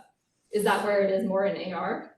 I rechecked, but I'll check again, but I think it is aligned, because it's just basically trying to reinforce, don't be punitive with your discipline and policies and practices, essentially. Yeah, so Yeah, I if, didn't see it in there either. yeah, so Okay. if that clarity is not in the AR, Then add it. then add it, or if you need the board policy, cause I don't know how the rest of the board feels, but I feel very strongly that this is something, I talked to Mike about, I mean, not recently, but I think I even probably talked about it No, then, we too. It's talked been- about it in board meetings before, I mean, Yeah. it's come up as that's part of ed code, like, it shouldn't be happening.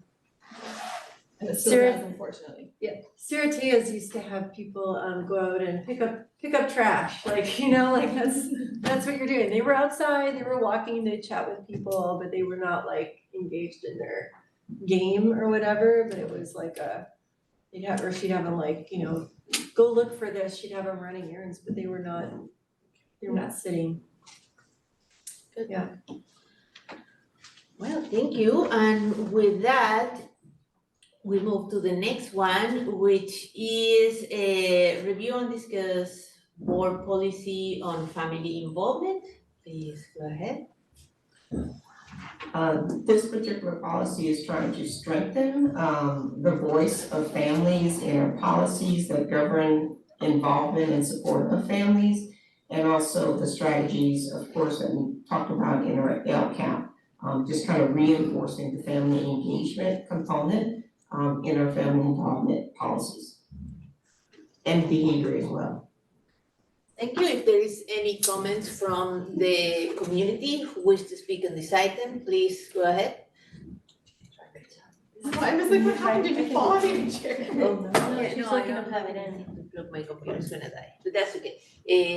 Seeing none, then we move please, board, if you have comments and observations regarding to this? Okay, consent. No, okay, with that, then we move to the next item, and this can be going to consent, yes? Which is now review and discuss on board bylaw 93 to 3.2 actions by the board. So this is just a legal update to our bylaw that identifies the very rare circumstances when items not appearing on the posted meeting agenda can be publicly commented on by the board. And also, there's some language related to the authority of the district attorney's office if someone wanted to file a civil suit for violation of the Brown Act.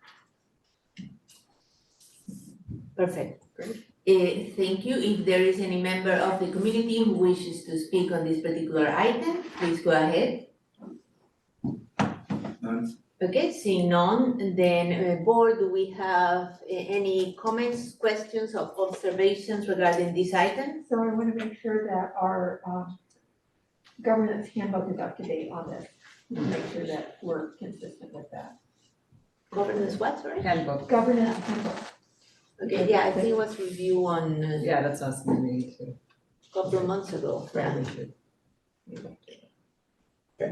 So what if, can you, about Brown, like what is this, how does this affect a Brown violation? Oh, it's a technical update about how a board member, or how someone. It's when someone files, my Someone would understanding, yeah, complain. when someone files, then like the process of how that works, like how we respond is like, okay, the law change or something. Goes to the Okay. district attorney's office. Okay, super, Like not really anything that affects us per se directly. okay.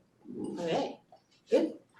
Well, with that, then we move to the next item, which is the brief on delegate assembly that we went a couple of weekends ago and spent the whole weekend working, and we got a big view of the budget, the issues, the curriculum, everything related to what the state is doing next year. That is definitely gonna affect us in many, many ways. Oh, yeah, so we do have I do have a longer, so this is a 2-page summary with links, so if you wanna see the presentations on any topic, you can. Or the backup sheets, the one, CSBA is doing a lot of advocacy work, like one that will probably interest the staff is their advocacy around the state and federal reporting requirements, because when they actually went to the state of California, the people at the Department of Education actually did not know how many reports that districts were required to make. And they said they couldn't catalog or list them, so there's gonna be an investigation on that. But the big takeaways were that they've got a new Region 14 for county offices of education. And then also Prop 98 advocacy was really needed. That's why that QR code went out to everybody to send about the governor's maneuver. Prop 98 support was needed. But it was a good experience, and we learned a lot. There's a lot of legislative and legal updates in there. The one bylaws recommendation they had from governance was that we should take a look at our handbook around social media for board members, because if you have a web page where you're talking about things that you do as a board member, you should just put a disclaimer on there saying it's not for board purposes. And then they said the only people who might be at risk are maybe our board presidents, because whoever is board president can speak on behalf of the board. So they're really the ones who need a disclaimer. But or needs to be very clear, like you cannot put the logo of the district on your personal website and put it, so-and-so president of the board, and start talking in your personal. You need to do another one that says board or Well, president. there's a whole webinar on it too, Yeah. like a month or two But ago. yes, so if it's very clear that it's your personal page and not the district page, then it's okay, but it's like if your background is gonna be the district building with the logos and everything's gonna be the logos, then it gets confusing and then you might get in trouble. But then they also talk about changes into this year because they are trying to cut funds, and one of the ones that worried everybody is about lowering was preschool funds and a maneuver when they try to lower the funds that are directed to the inclusion of special eds and in general population on preschool, that they are cutting those funds in order to make enough money to have more electric buses. So that's something that is worrisome in general as a move. So it's got noted that we are not supporting that as board members. But if you want the 5 pages of notes, I can send them to you, but I tried to like just make it Yeah. super brief. That 2-pager was super great. I really And we have all the, you have all the links there to go forward. That was great. We're at 9:30. And with that, we are at 9:30. You technically need to ask for public comment on that item. Do we have any public comment on this particular item before the bell in the next 30 seconds? Okay, seeing none, then we finish all our review and discussions. We don't need to do anything on the information agenda is just there. Please go and read it and be informed. We are gonna table the closed sessions, and we are looking forward to our next meetings, which we are announcing is gonna be on June 20th, 2024 at 6 p.m. and it's gonna be a regular board meeting. With that, we adjourn right in time. Perfect. Yay. Thank you, Fabiola. Thank you, Desmond. Good night. Yes, have a good night. And thank you to our wonderful translators, as usual. Sorry we're in a hurry, but we do appreciate everything you do. Bye. Right before my computer.